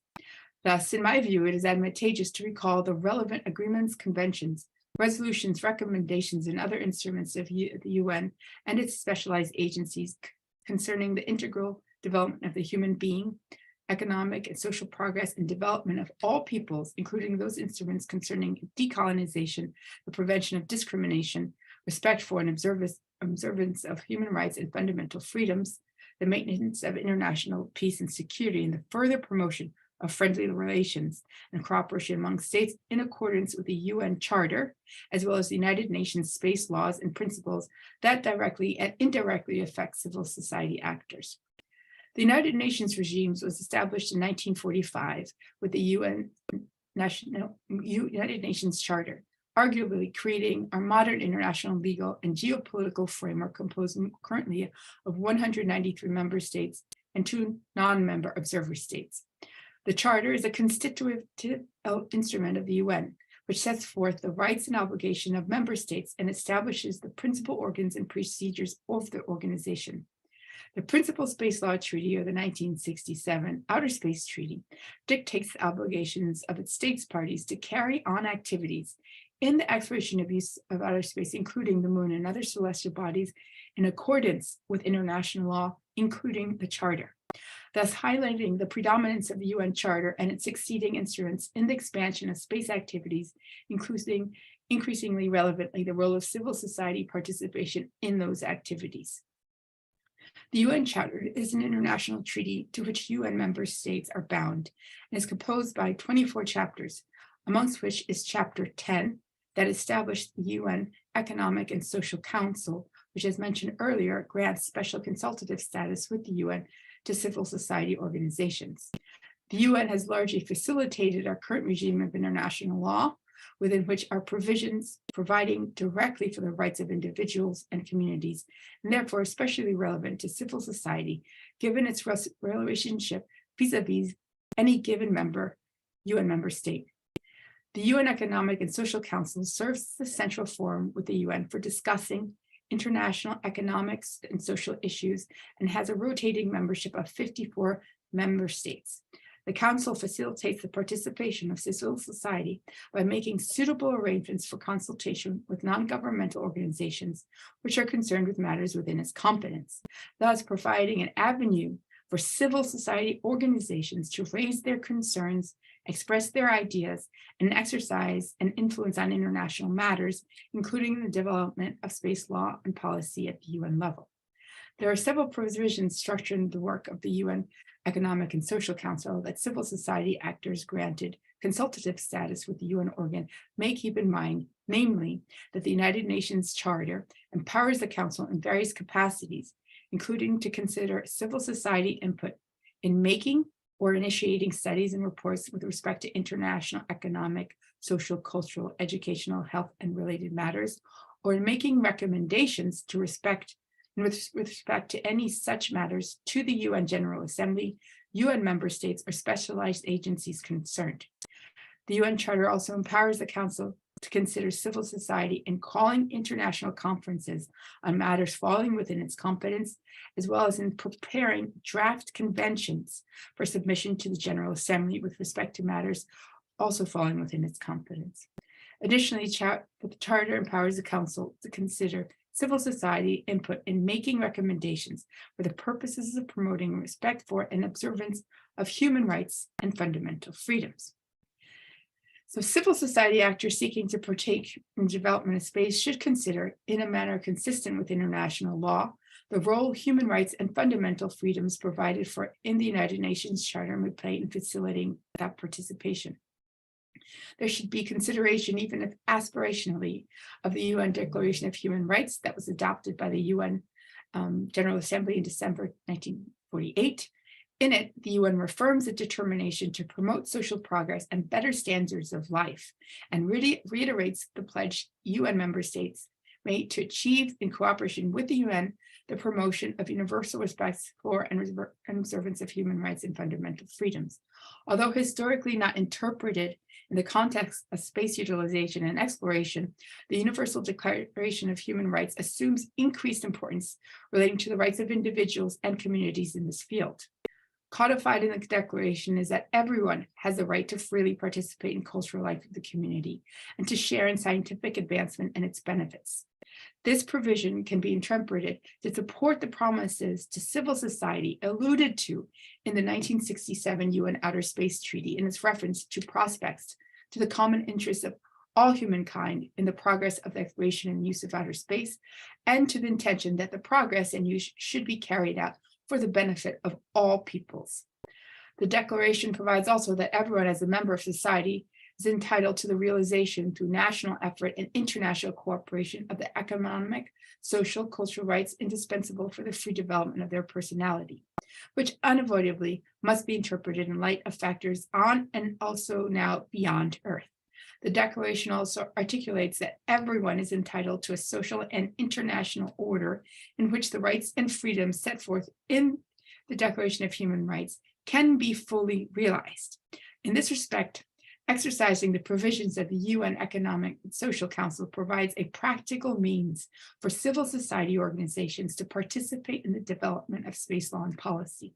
The Declaration, however, also sets forth the principle of balancing rights and responsibilities and extends the notion of positive and negative obligations, or in terms used in current space law discussion, expresses the concept of due regard, so that the rights of some do not infringe on the rights of others, but however, that in no case can be exercised contrary to the purpose and the principles of the UN. In this respect, the Declaration of Human Rights affirms that everyone has the obligation and capacity to respect the rights of others, and that rights can be limited by law in part to achieve this end. Another instrument of international law that might call to the attention of civil society organizations seeking to increase their participation in space development is the International Covenant on Economic, Social, and Cultural Rights, adopted by the United Nations General Assembly in December 1966. Although adopted in the historical context of decolonization, its principles also assume a new importance under international law with the advancing exploration of use of outer space supported by civil actors. Consistent with the UN Charter, the Declaration on Human Rights, the International Covenant on Economic and social cultural rights provides that all people have the right to self-determination, by virtue of which they can freely pursue their economic, social, and cultural development. It attests also that states parties to the covenant recognize the right of everyone to take part in cultural life and to enjoy the benefits of scientific progress and its applications, which now unavoidably include those deriving from the exploration and use of space. The covenant accedes, however, that the steps to be taken by the states parties to the covenant in order to achieve the realization of those rights include those necessary for the conservation, the development, and the diffusion of science and culture, which necessarily invoke the historical role of civil society.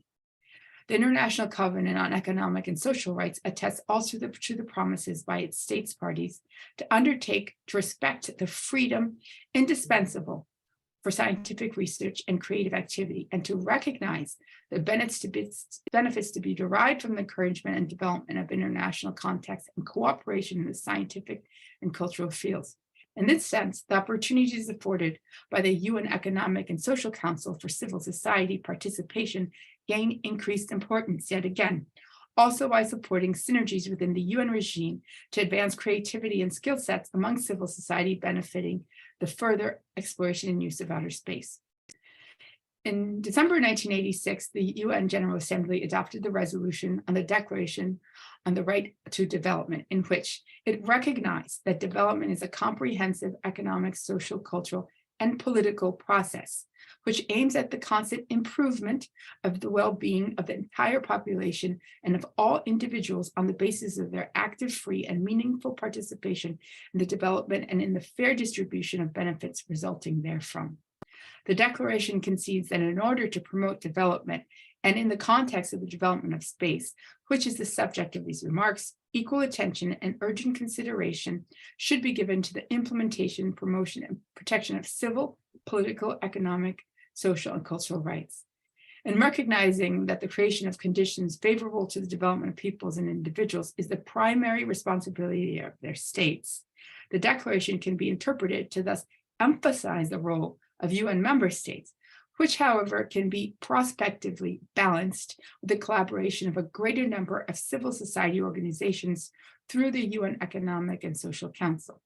With respect to the Declaration of the Right to Development, some further consideration can be given to its relative youthfulness in comparison to the earlier discussed instruments, thus potentially encouraging a greater emphasis on its principles, particularly given its temporal relation after and not before the initial actualization of space exploration evidenced in the 1960s and early 1970s. The following elaboration of rights codified in the Declaration that could be considered by civil society or organizations in their efforts to become more participant in space development policies are the following. The Declaration states the right to development is an inalienable human right by virtue of which every human person and all peoples are entitled to participate in, contribute to, and enjoy. Further, it establishes that the human person is the central subject of development and should be the active participant and beneficiary of the right to development, as well as has a responsibility for development individually and collectively, including promoting and protecting an appropriate political, social, and economic order for development. These provisions can be interpreted to emphasize the civil and non-governmental participation in space development policies. The Declaration on the Right to Development dictates also that the realization of the right to development requires full respect of the principles of international law in accordance with the UN Charter. Thus, underscoring the states have the duty to encourage the observance and realization of human rights and to eliminate obstacles to development resulting from failure to observe civil and political rights, as well as economic, social, and cultural rights. Therefore, encouraging popular participation in all spheres as an important factor in development and in the full realization of human rights.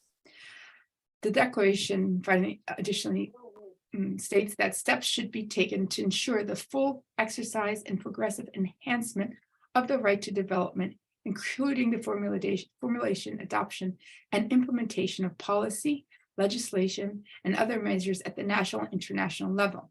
Given this language, the leverage of civil society organizations is potentially augmented in light of the recent and increased efforts by the UN Economic and Social Council and other various UN offices to coordinate greater participation by these organizations in the UN 2030 Agenda for Sustainable Development, including in the initiation and throughout the duration of the implementation phase of achieving its 17 sustainability goals.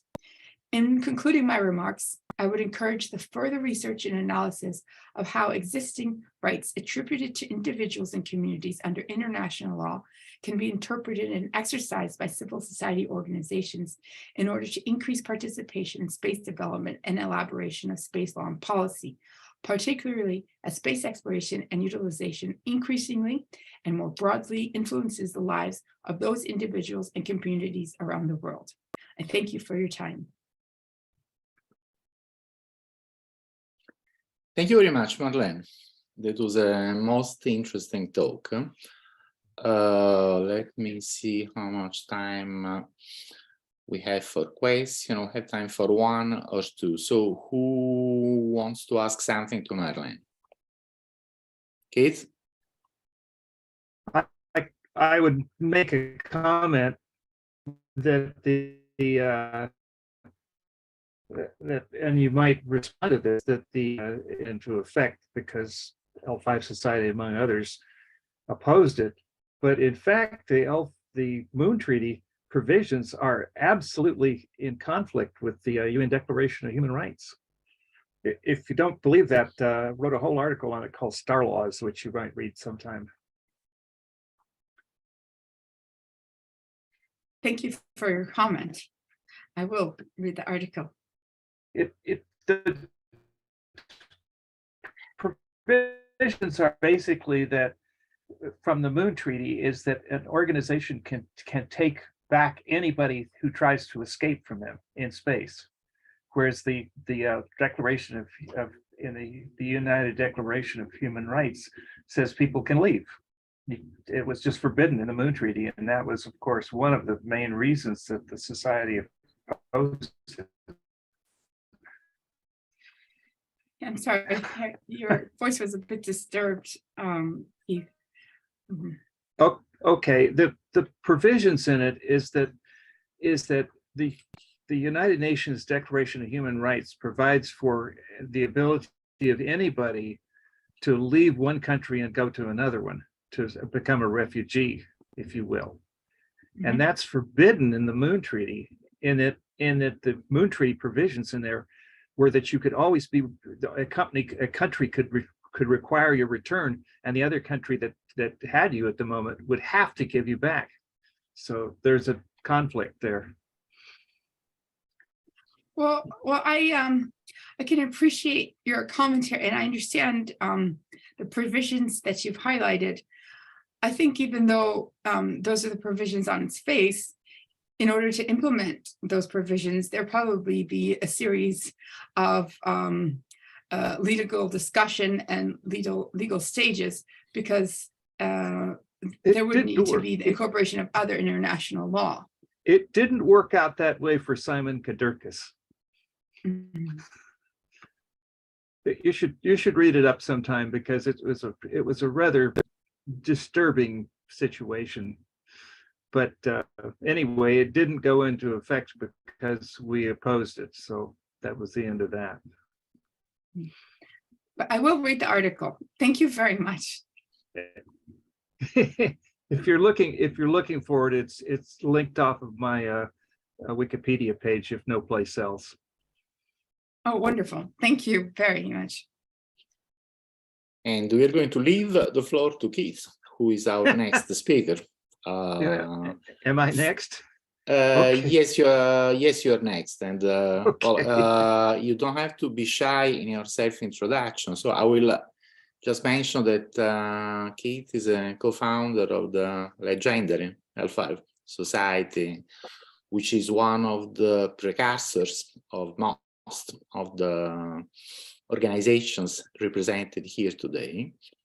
You have the floor. I just see that Martine is here and connecting to audio. No, now the system is that she's listening fine.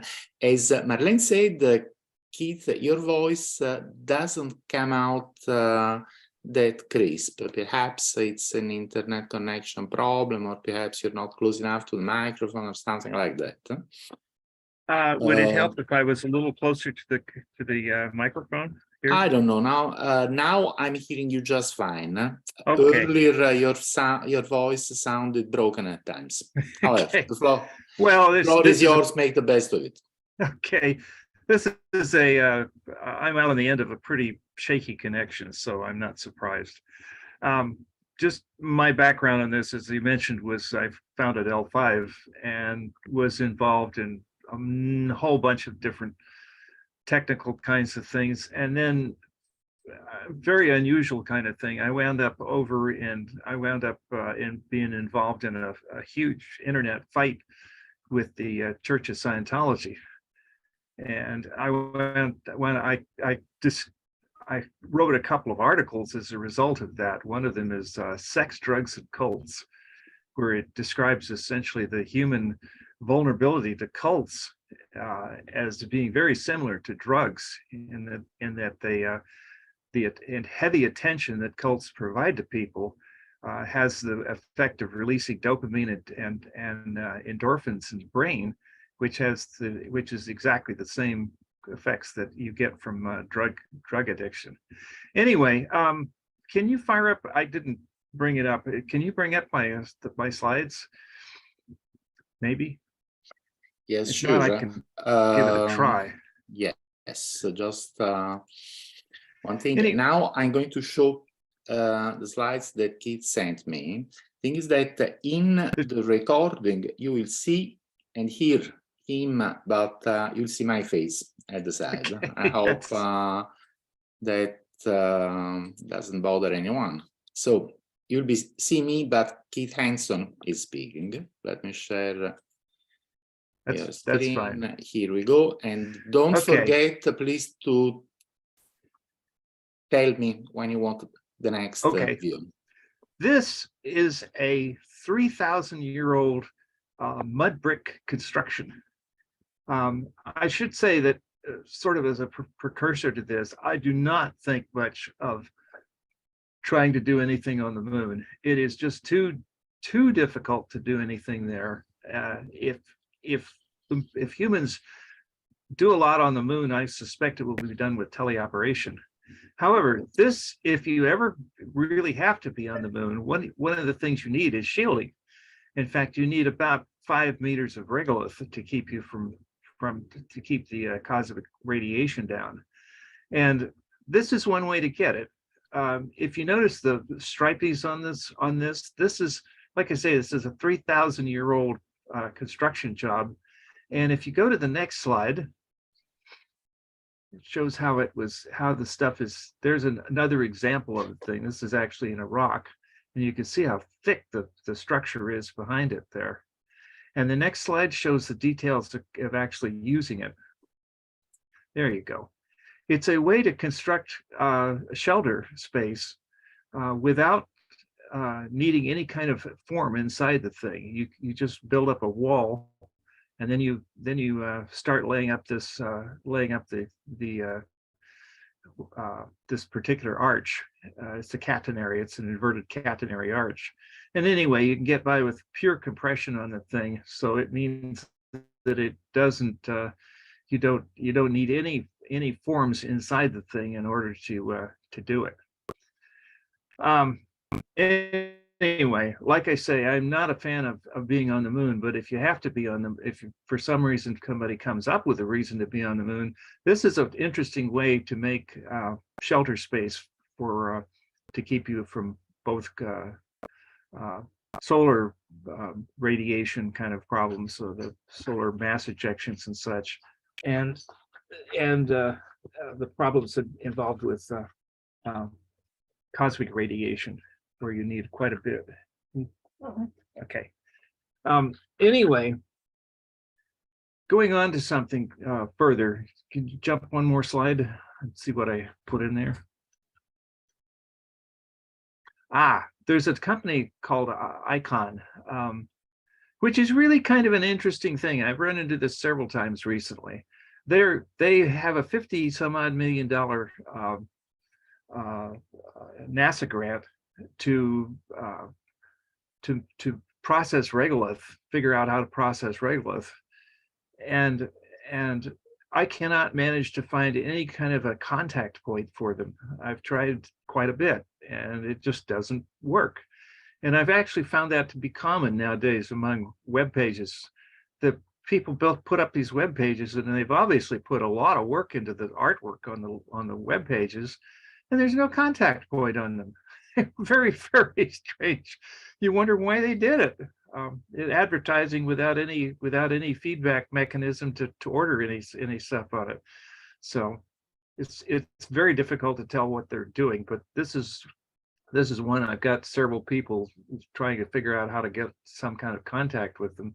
But even the NASA people that I know of that are into the ISRU stuff in University of Florida don't know how to get into contact with them at all. So interesting times. I don't know exactly what's involved here, but anyway. Next slide. Okay.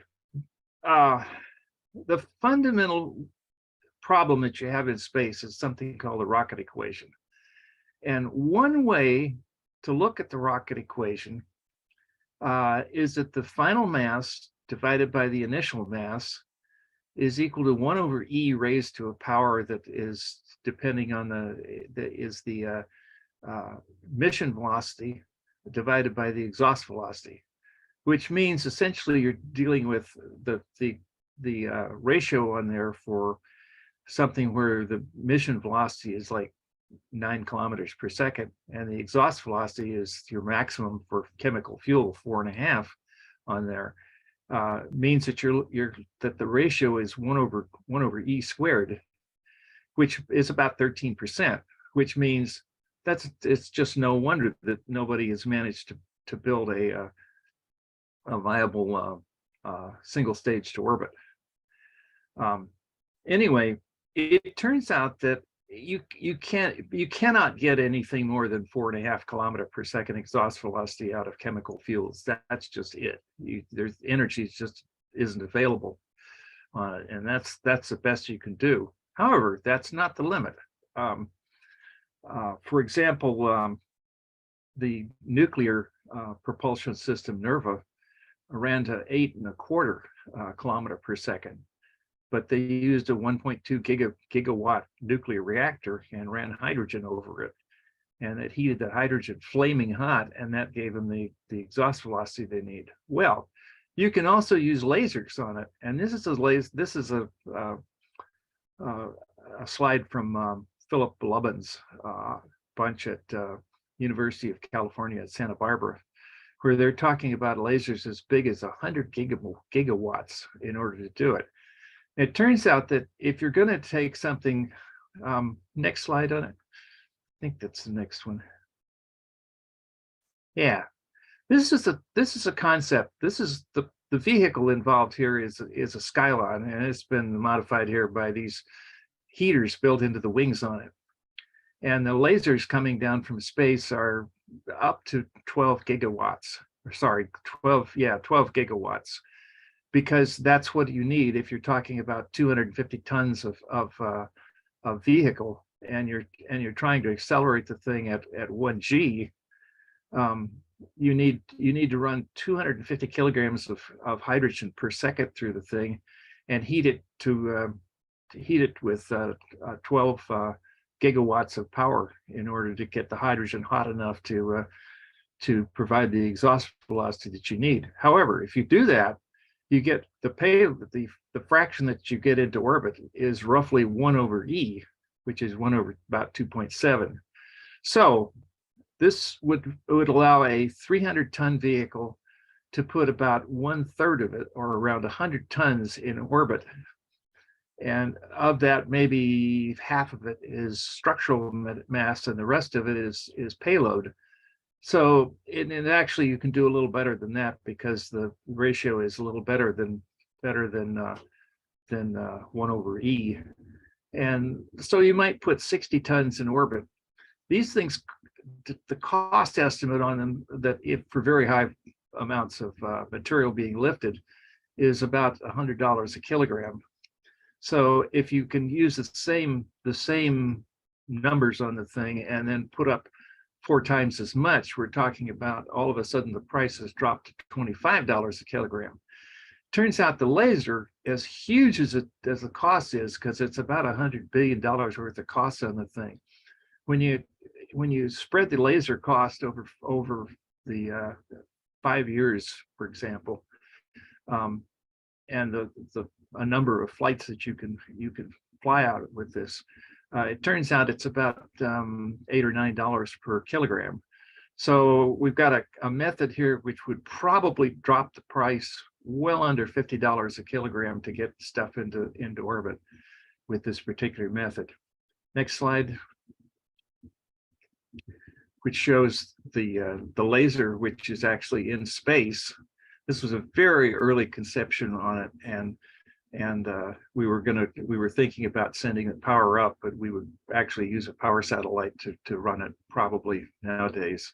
And the next slide, which is details on how you get rid of the waste heat, which is a real problem. This is a very early version of the thing, but what it amounts to is that you let steam, low pressure, low temperature steam into these plastic tubes that are sometimes a mile long or more, 2.5 kilometers or something like that. And what happens is that as the stuff condenses, you get this fog of water and steam in there, and you sort out the water and put the steam in the next tube over, and add more hot water to the thing and let it boil in low pressure, and that deals with the waste heat, because waste heat in lasers is a real big problem.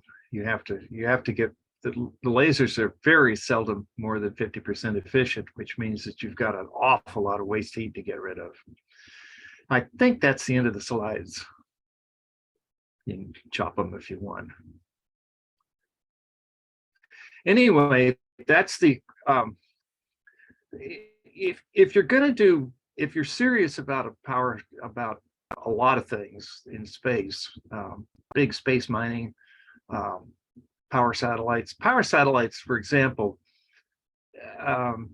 it turns out that a reasonable approach on power satellites takes 2.5 million tons per year of stuff lifted to orbit, which is to say it takes about 25,000 flights of a Skylon, or about twice that many with the Skylon, or sorry, there's twice that many, 25,000 flights with a Starship, and about twice that many using a Skylon on it.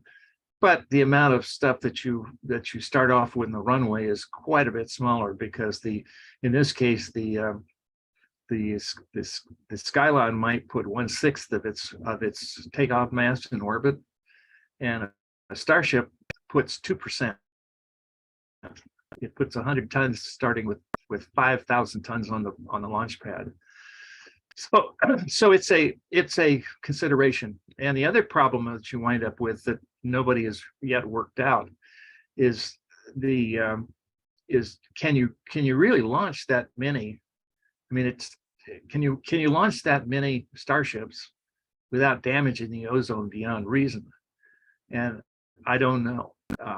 Some years ago, I talked to NOAA into running a study for the Skylon, which burns only hydrogen, and it turned out you could run 1 million flights a year on the Skylon without doing too much damage to the ozone.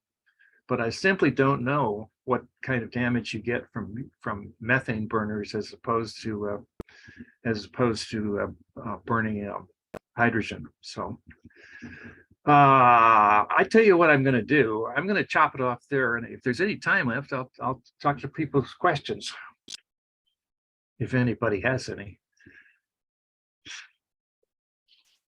I'm going to have a couple of very technical questions for you, but since Frank is just back, I wasn't even sure that he would be able to make it because he had to go suddenly. I suggest that we give the floor to Frank first, And that will leave 15 minutes for global discussion. Okay, well, you know, whatever, if anybody's, I realize I dumped a lot of stuff on people. And you really need to be, you know, things like rocket equation are not easy to grok. So, but if anybody's got any questions on it, I'll be more than glad to deal with that or any of the other kind of things. Okay, thank you so much. Let's give the floor to Frank first, and then we continue the discussion. Frank, the floor is yours. All right, thank you so much. I just want to start off by acknowledging Keith, one of my heroes from the early days. And, you know, back in the day with Gerard K. O'Neill and all the pioneers, not so much pioneers in building rockets, but in thinking about human expansion into the solar ecosystem way back when it was very, very close to science fiction. So Keith, thanks for all you've done. And, you know, it's really wonderful, You isn't might get it? a kick.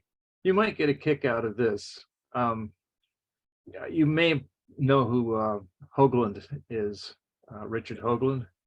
Yeah, I do. Well, the society was, the L5 Society was originally incorporated as the High Frontier.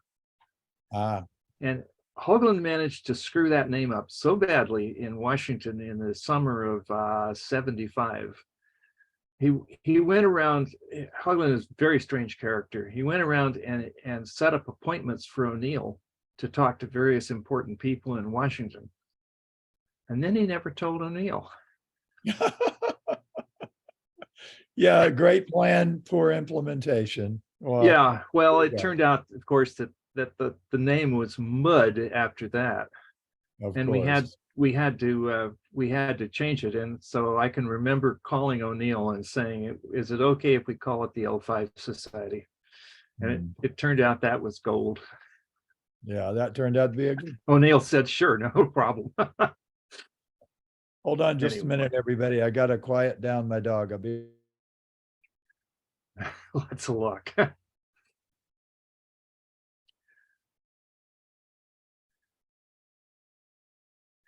There are some strange stories from those days, I'll tell you for sure. You should write a book, perhaps, on this thing. It would not be believable, mostly. It does go back to the whole idea that was floated earlier, you know, that individuals make decisions that have enormous implications, obviously, for the human future. And if any individual here thinks that you can't have an impact, you're wrong. You can. And that's not really my topic, so I won't get into that too deeply. But I do want to say thanks to Giulio for inviting me. And I am just delighted to be here on this auspicious anniversary of the Apollo 17, the last humans to walk on the moon. And Gene Cernan is a bit of a hero of mine because I interviewed him for my book, The Overview Effect, and he really said a lot of profound things. Frank, I just realized that your presentation is dated December 14, 2061, so that I hope you have good things from the future to tell us. Well, Giulio, I'm glad you noticed that, but it's not 2061, it is 61, because I date everything from the moment that humans first experienced the overview effect. That's a beautiful thing that you have said. It is the overview effect era, year 61. But it could be 2061 as well. It could be the future. So thanks for noticing. All right, so I think by now the term overview effect is pretty familiar. But let me just say, it is defined today, it's defined as a cognitive shift reported by astronauts and cosmonauts. And it changes their perspective on themselves, on our planet, and on the human future. It's also a deeply emotional experience, and more than one astronaut has told me that tears came to their eyes when they first saw the Earth from orbit or from the moon. So it's also emotional, and this is important because emotion moves people as much as cognition. We're in a new era now. We are in an era that I envisioned when I wrote the overview effect, which was a time when more people could experience the overview effect than a few selected astronauts, cosmonauts. And that's a really important aspect of it. Michelle Hanlon brought this up, and it really is the most important part of it, I think. I can talk all day about what the astronauts have said. They're all different. They're not robots. They experience it differently. And now, as we are entering a period of commercial space flight, we're going to get an even greater variety of experiences. Some of the common comments they make is, I knew there were no borders or boundaries on the Earth, but knowing it from a textbook is different from experiencing it. I knew the Earth was beautiful, but oh my goodness, it is so beautiful. There's a feeling of fragility of our planet, but I think it's really the fragility of our civilization, as Adriano pointed out. There's also this feeling we're all in this together, a feeling that came up, in the first 2 weeks or so of the pandemic, a realization we're interconnected as part of a whole system called Earth. And Don Lin said, you can't see the boundaries over which we fight wars. And in a very real way, the inhabitants of this Earth are stuck on a very beautiful, lovely little planet in an incredibly hostile space, and everybody is in the same boat. I want to just quickly play an astronaut experience. This all began when I went to Johnson Space Center in 2019. I went to Johnson Space Center in 2019, and I interviewed 10 astronauts.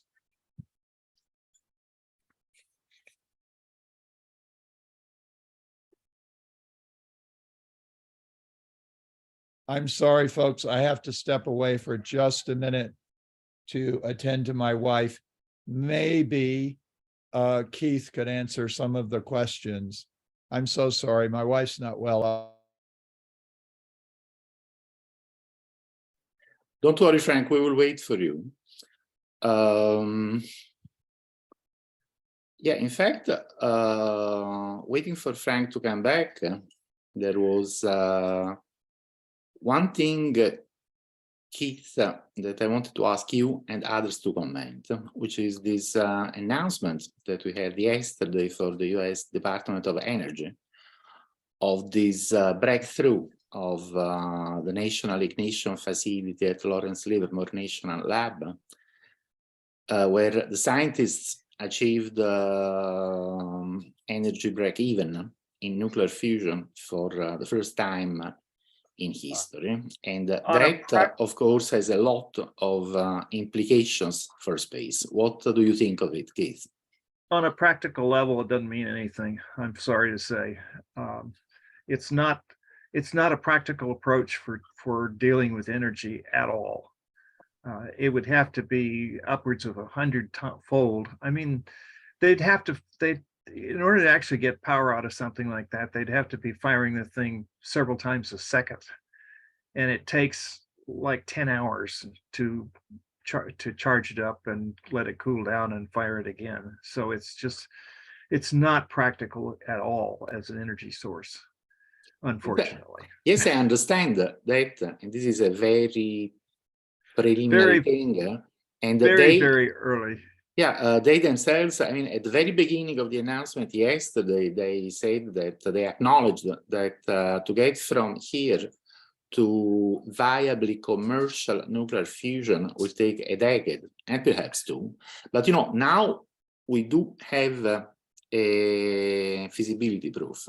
Now, if you think of what mobile phones did 20 years ago and what mobile phones do now, you see that once a technology exists, the improvements in efficiency that can happen over the medium term are kind of spectacular. So don't you think we could have something equally spectacular unfold in nuclear fusion science over the next 10 to 15 years?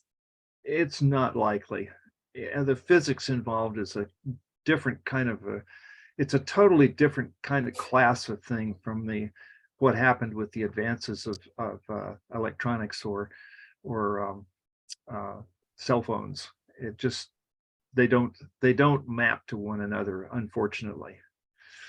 What's been more interesting to me in recent years is a field called evolutionary psychology, which goes about trying to understand what it is that motivates people, in particular, how do they motivate differently at various different times. And one of the things which, of course, came up in that is an explanation for wars. And that wars turn out to be something that humans have done forever.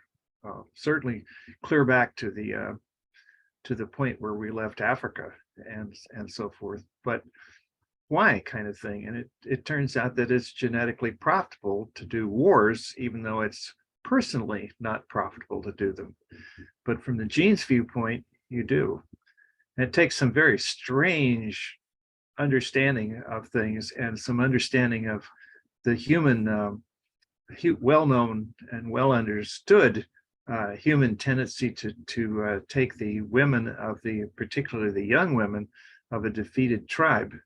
If you run through the math that's behind that in terms of the genes that are involved, it turns out that when things get tight to where it looks like half the tribe is going to die from starvation, you're better off to take a shot at dealing with at defeating the tribe next door and taking their resources.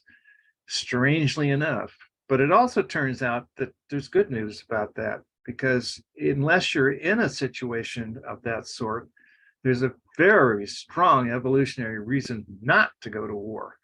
So if you want to keep war turned off, all you really need to do is ensure a rising income per capita. Most of you are familiar, or at least historically, you know that the Irish Republican Army went out of business. Anybody know why? You have to blame it on the Irish women. Over a period of about 40 years, they reduced the birth rate from 4 or 5 kids down to replacement level. And at the point where that happened, the economy got ahead of the population, so the income per capita went up, and that switched off support for the IRA. Bizarre, but it's one of the few things that we know happened. And another example is the United States has a lot of craziness in it nowadays. And if you go take a look at where the craziness is in the US, it's the places where the future looks pretty bleak to the people involved. So one of the things that a really big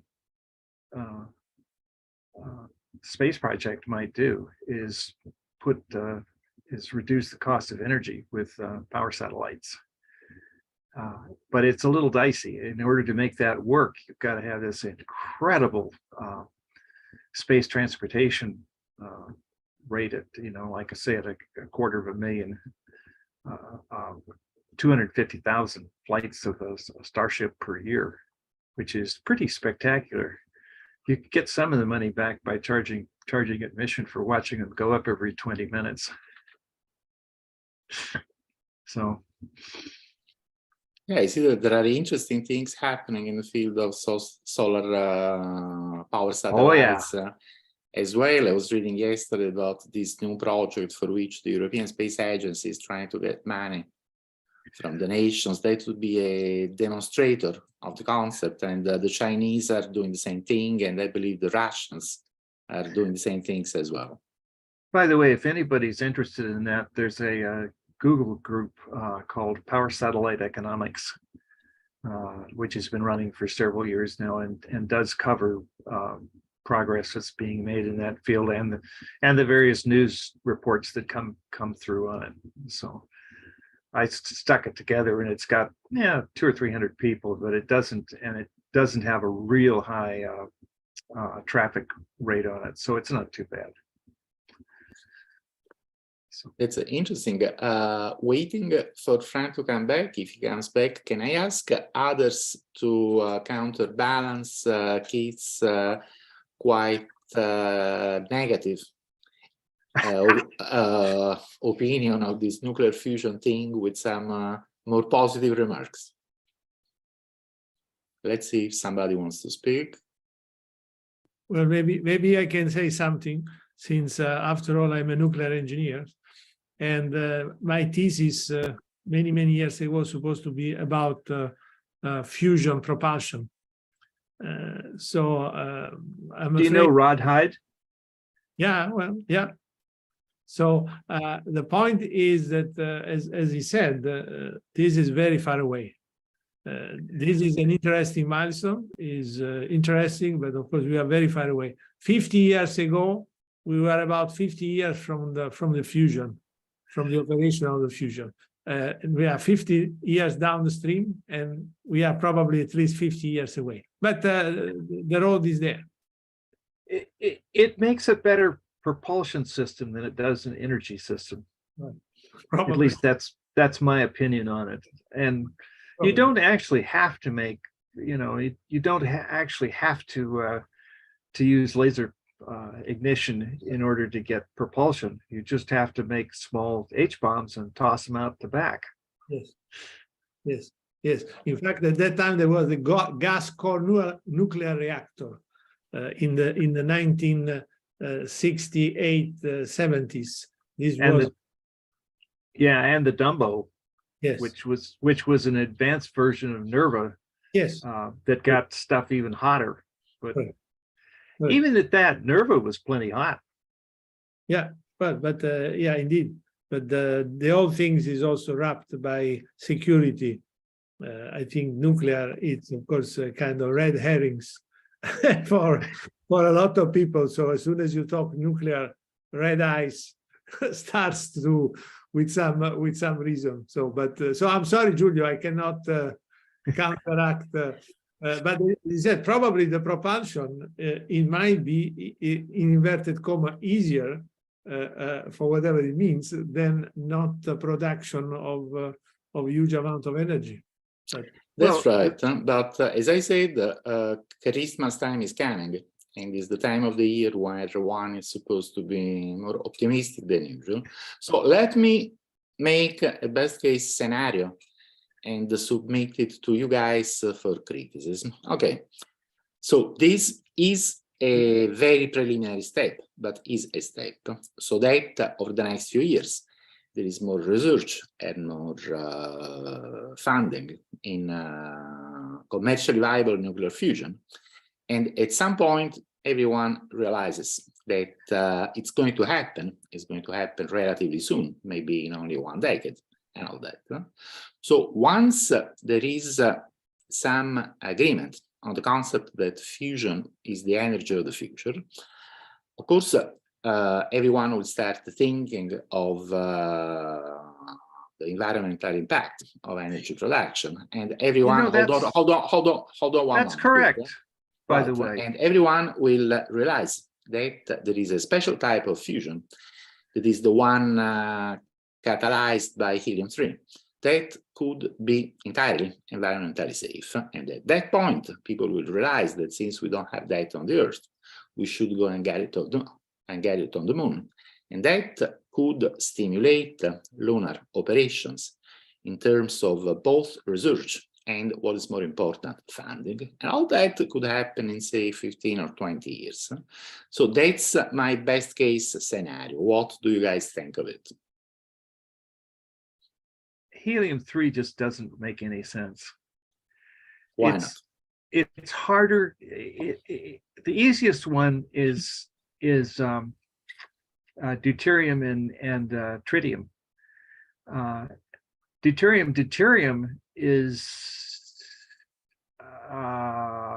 3 orders of magnitude harder to do, and helium-3 is even harder. It's quite a bit harder on that.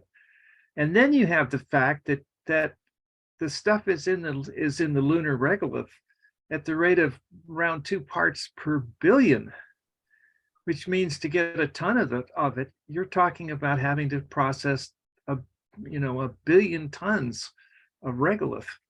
And it's not just that you have to scoop it up, you've got to put it in something and heat it hot enough to cause the helium-3 to be released. It would be a terrible industrial difficulty to do it. Yes, but it would be. You're right on fusion, but we've got one. It's called the sun. And it's just not that hard to collect sunlight and concentrate it if you want. It's not that difficult to do it. The mass on I've seen masses down as low as around 1 kilogram per kilowatt, but I don't believe them. Other people have worked on this at some detail, and they get around 6, but it doesn't matter. We can, at 6 kilograms and $200 a kilogram to lift it to geo, the cost of making electric power is under 3 cents a kilowatt hour, and without any real effort, it would get down to 2. So it's cheap. So why bother? I'm all in favor of solar space power, but yeah. I think I'm not really fundamentalist married to one specific technology. To me, everything that helps achieve what we want to achieve is good. So I would insist on fusion as well. In fact, I was talking to a science fiction writer a few days ago. Name is Edward Lerner. He has written a great book called Déjà Doomed. It's like a thriller set on the moon. It's like 20 or 25 years. It is a very recommended book. I'll send you an email link. And in this science fiction scenario, they have all sorts of not very, but they do have technology significantly more advanced than today. For example, they 3D print everything on site, but they don't have nuclear fusion yet. And I asked Edward to come, why not? And he said essentially the same things that you were saying. So that I understand is a big challenge, and I understand it's going to be a long road. But the Christmas thing, let's be optimistic. I like to think that we will develop commercial viable fusion someday, perhaps not soon, but someday in 15 or 20 years. If you really want to be optimistic, consider what a nanotechnology would do to things. You could. That we don't have a lab demonstration of that now. That's true. On the other hand, every living object is an example of stuff that was built to nano specifications by genes. So it's difficult to imagine that there's some reason we can't build nanotechnology stuff. So this is very true. So anyway, that's the really optimistic view of it. On the other hand, nanotech and AI may be the end of the human race, so who knows? Oh, don't say these bad things. You got to be careful.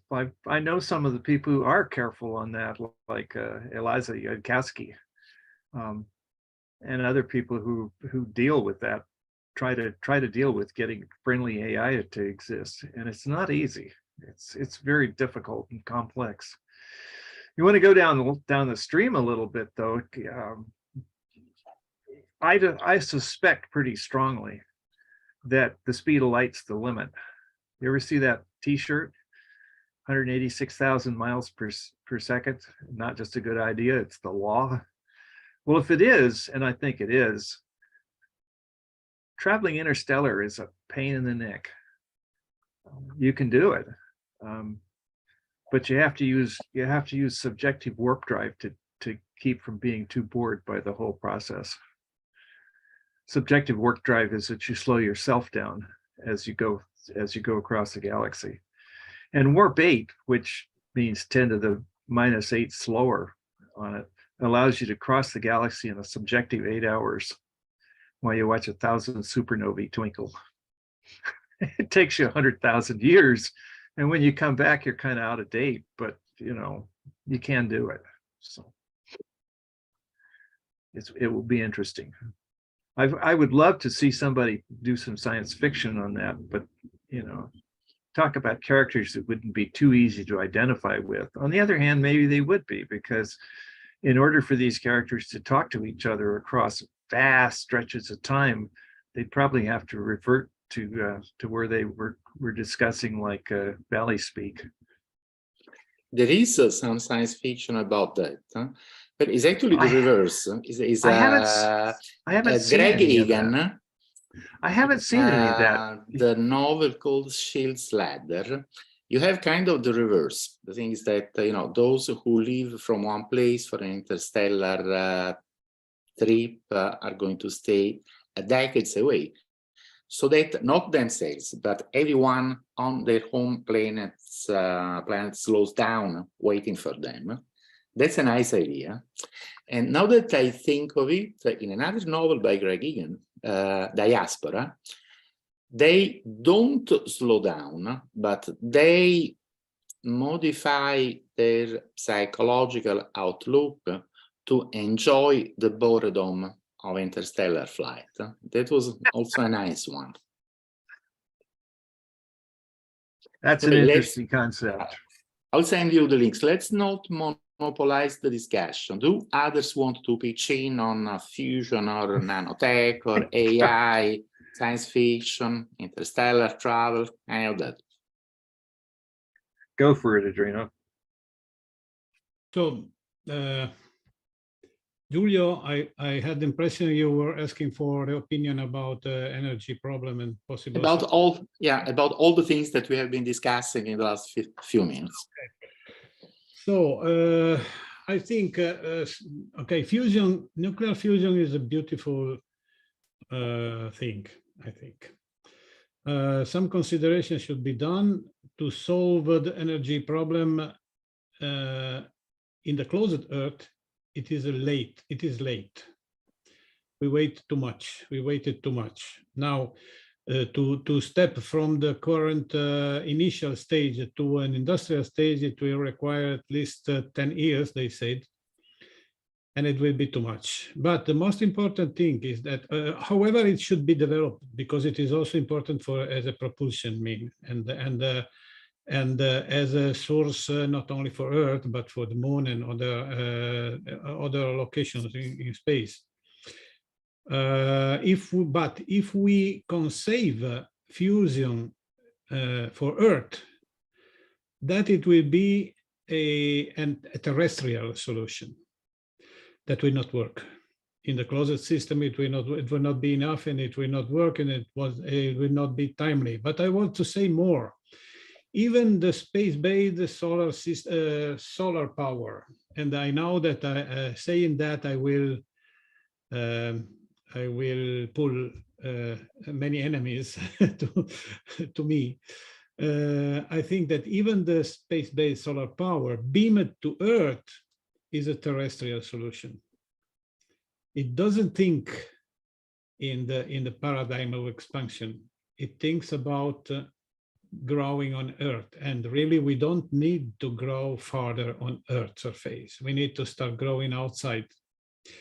So if we think developing our industries according to the Jeff Bezos plan in the geolunar system, then we have to start thinking that we need more energy in space. We also need energy on Earth for the web society and for the mobility and everything. But our main goal will be to generate energy in space. And in space, we have solar power for space, not for Earth, for space. And for sure, we have nuclear, not only fission, but also the old fission, not only fusion, but also the fission, as a Kraft-Erik wrote magistrally in his paper about the moon industrialization and so on. So my thought about energy problem is in a philosophical view about thinking outside Earth. Not when we will be in space, we will be looking at Earth, getting all the impressions that Frank was saying about the overview effect. But looking outside, we will see the opportunities. Yes, space is empty, space is big, space is scaring, but it is also an enormous field of opportunities. Energy, resources, asteroids, raw materials, and so on. So if we want to change, if we want to start to kicking off expansion, we have to think outside, start to thinking outside the different perspective. I've got an example of that. If you want to look at it, you can find it by going after asteroid mining and my name. You'll probably find it in Google. It's but what it's about is mining an asteroid, one called 1982 DA, and it's a couple of cubic kilometers of nickel iron, and it takes a 30 gigawatt power plant running an open-ended induction furnace as the front end to processing that much material. It takes 25 years to use the whole thing up. But why do you do it? It turns out that it would provide an amount of gold that's about a third of the current mining on the Earth, and it would provide about 5 times that much value in platinum. Big project. There's very little work that's been done on mechanisms for processing stuff in space, industrial kind of processes. People do not realize just how much knowledge has been developed in making things like aluminum on the Earth. It's a lot of work behind that, understanding how to do it. That's one of the things that bothers me about it, is there's been very little work on this. Thinking about asteroid mining, we also have to consider that it's very much easier than mining on Earth, because the materials in asteroids are not compressed by gravity. So they are in a 90% pure state. You don't need to process very much to get iron, for instance, because it's there. It's a pure status, more or less. And so for the other metals, rare metals, and so on. So it will require a very much easier process to get metals from asteroids than Earth. I don't know. I've spent a lot of time working in the mining business, and it's you can't use the same mechanisms in space that you on a solid metal asteroid that you can on stuff on the ground. Frank seems to have showed back up. Hello, everybody. I'm so sorry. That's okay. You want to continue? I had to talk to my wife's doctor. It was kind of urgent.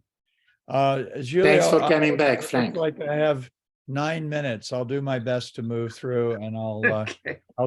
I'll skip my videos, which is unfortunate because they're good. I think for your video, we can stay here a few minutes more. Do you want me to do the videos? How long is it? 3 minutes each. There's 2 of them. Then do it, please. All right, here we go. Yeah, so as I said, let me see here. I'm not going to worry about being full screen either. As I said, I was invited to Johnson Space Center in 2019. I interviewed 10 astronauts. That turned into a remarkable series called Down to Earth. It includes something like 21 short astronaut descriptions of the experience and a 30-minute documentary, which was nominated for an Emmy. We didn't win, but we felt pretty good about it. Here's just one of them. There's so many, it's hard to choose, but here's one.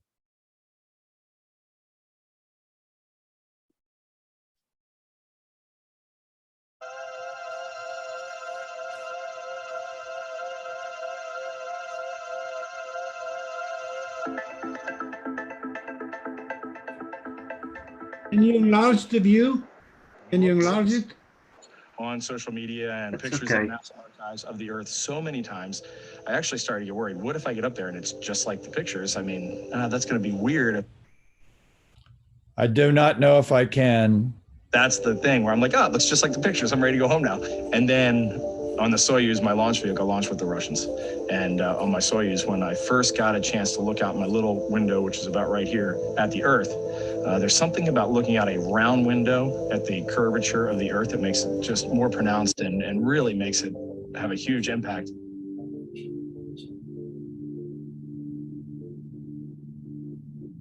I just had this feeling like I was way up high looking down, and Try this.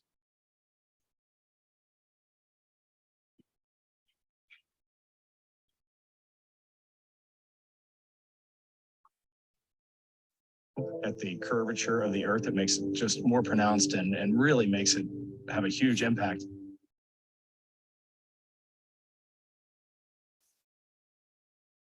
I just had this feeling like I was way up high looking down, and we were over the ocean, and the blues that I saw, it was, I mean, it was ridiculous. I'd never imagined in my entire life getting to see something that beautiful. It was so foreign for the human mind to look at that, to see that total black of space, to see the Earth highlighted that way. And then I got to see a sunset. I had one piece of paper, it had a picture of my kids on it and a few of my flight data file burn times on it. But I just took a pencil and I drew like 15 curved lines, and I just wrote light blue, darker blue, pink, purple, dark purple, dark purple, all the way down to the surface of the Earth at sunset, because the scale of looking at a sun refracting through the atmosphere, it blew me away, and no picture captures that. There's no high enough dynamic range of a photo to capture what the human can see. So that first look outside completely sidelined me. I had a GoPro and I made a recording to my brother of, no matter how much it costs in the future, come do this. You have to come do this. I mean, it's amazing.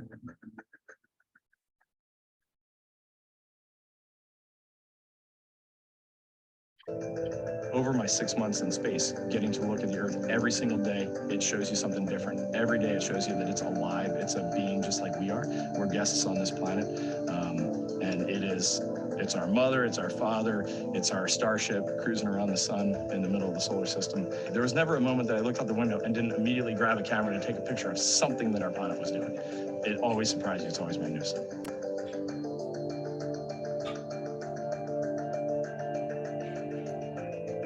I'm a pilot, I'm not a scientist, I'm not a psychiatrist, I'm not a poet, but certainly when you're in low Earth orbit, looking down at the Earth, doesn't matter if you're a physicist, a school teacher, a stay-at-home parent, or maybe you just backpack for your whole life. If you look out, you're going to have a magical experience in your own way, for certain.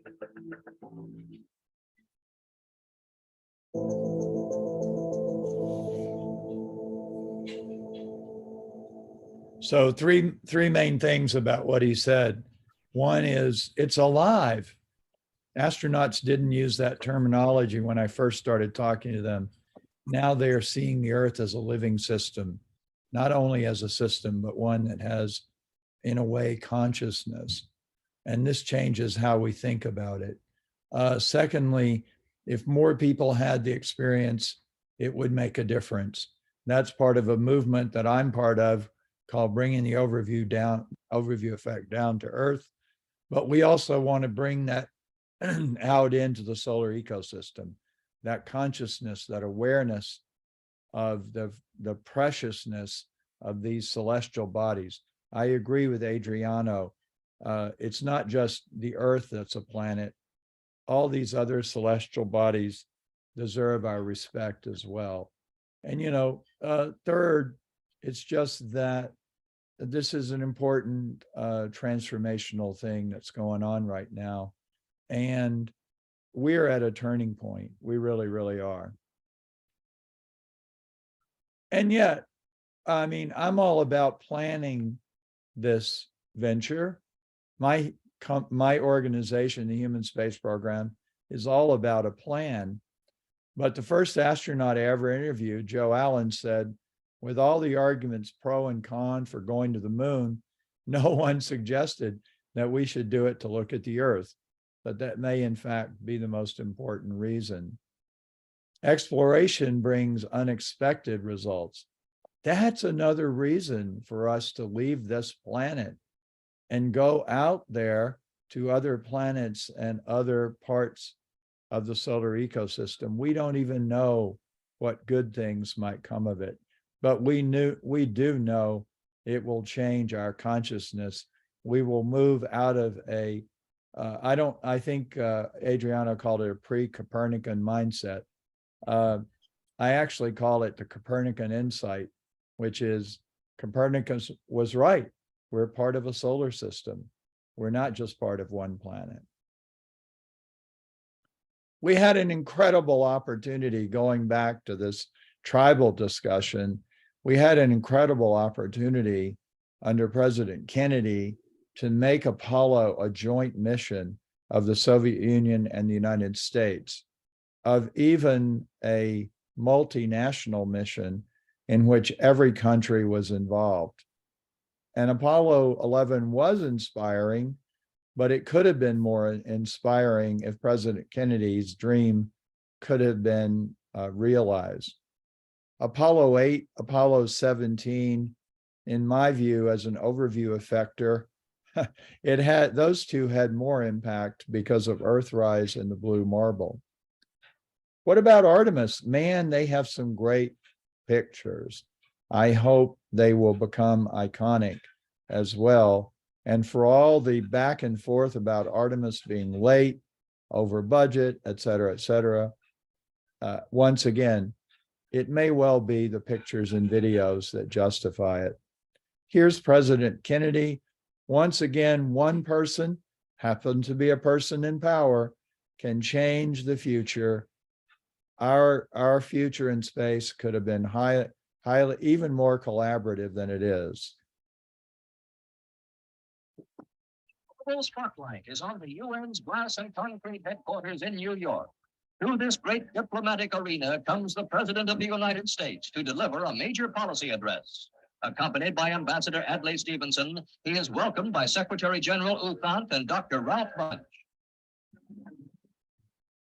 The present pause in the Cold War is hailed by the U.S. Chief Executive, who states that East and West must continue to seek agreement on measures which prevent war.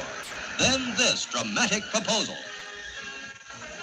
Finally, in a field where the United States and the Soviet Union have a special capacity in the field of space, there is room for new cooperation, for further joint efforts in the regulation and exploration of space. I include among these possibilities a joint expedition to the moon. Space offers no problems of sovereignty. By resolution of this assembly, the members of the United Nations have forsworn any claim to territorial rights in outer space or on celestial bodies, and declared that international law and the United Nations Charter will apply. Why, therefore, should man's first flight to the moon be a matter of national competition?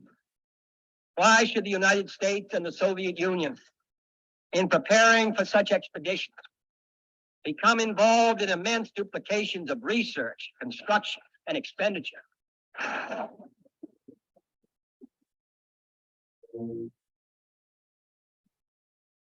So going back to Michelle's presentation, obviously the president read the Outer Space Treaty and he cared about it. and he took it seriously. But again, whatever proposals we have today that may seem completely outlandish, let's make them, because that could have happened and it would have changed history. One of the obvious things that came out when I was writing the overview effect was that space exploration changes human consciousness. And the further out we go, the more we will change. I call both of these pictures overview effect pictures, but it's very clear that the orbital view and the lunar view are different. The orbital view is seeing the Earth from space. The lunar view is seeing the Earth in space. It depends on which one you take, what dominates the picture, the Earth or the universe. And this will just continue as we move further out. And there will be shifts in awareness and thinking we can only imagine. One of the questions that has come up for me is why? Why is it that billions of years of evolution on Earth have created a spacefaring species? And when I decided to try to create a new space philosophy, it became clear that most justifications for space exploration are all about how it benefits humanity. Can we benefit the universe? That's the Cosmo hypothesis, that Homo sapiens, in becoming Homo spacians, has an ecological purpose in the universe. And our new prime directive should be give more to the universe, which I call Cosmo, than you take. We need an interactive, symbiotic relationship, and we can test that out in the solar ecosystem. Michelle and Adriano both talked about that. And it's all about how we do it. Just getting out there and treating the solar system like the old myth of the Wild West, that's not the way to do it. We need to see, we've finally learned that we need to be in that kind of relationship with the very first space community. The Earth is a space community because, as Adriano said, we are already in space. We can't be anywhere else. But we have to think about it symbiotically and cooperatively. I believe our next step is large-scale space migration. We need to move from mission to migration, from a multi-planet species, multi-species planet, to a multi-planet species. We need to reunite the environmental movement and the space movement. And we need to face the choice of overview or overshoot. In 1972, about the time we were ending Apollo, the Club of Rome commissioned a study called Limits to Growth eventually. It showed we were on the verge of overshooting the carrying capacity of the Earth. Well, guess what? We have done it. We have overshot it. We are living on borrowed time. We need to move from a terrestrial ecosystem to a solar ecosystem. We need to do it with overview awareness. And my organization, Human Space Program, we have a project called Making Space for the Environment. These two movements should not be separate. It's a tragedy that they are. Space exploration can benefit the Earth. Space migration can benefit the Earth far more. This all goes back to Jerry O'Neill. I'm not going to play this video, but if you want to know about Jerry, you really ought to watch The High Frontier, the untold story of Gerard K. O'Neill. He was inspired in part by this report, Limits to Growth. He saw the implications of the Earth as a closed system. That's when he began to think of space communities as an alternative. And he founded the Space Studies Institute, out of which grew L5 and many other things. Many of us are known as Jerry's kids. He had a vision of space migration to benefit the Earth 50 years ago, moving people and industry off the planet, making Earth sustainable again. It was that future that inspired the overview effect. It wasn't originally about astronauts. It was about space people who would always see the Earth in the sky. They would just know the Earth is an interconnected system, a living system, a part of the solar ecosystem. I want to leave you with the thought that what we must do is flip the script. Today, language is so important. Space exploration is seen as abandoning the Earth. Space migration is seen as leaving the planet in order to create a sort of gated community for the wealthy. We have to show it's a way to restore the Earth.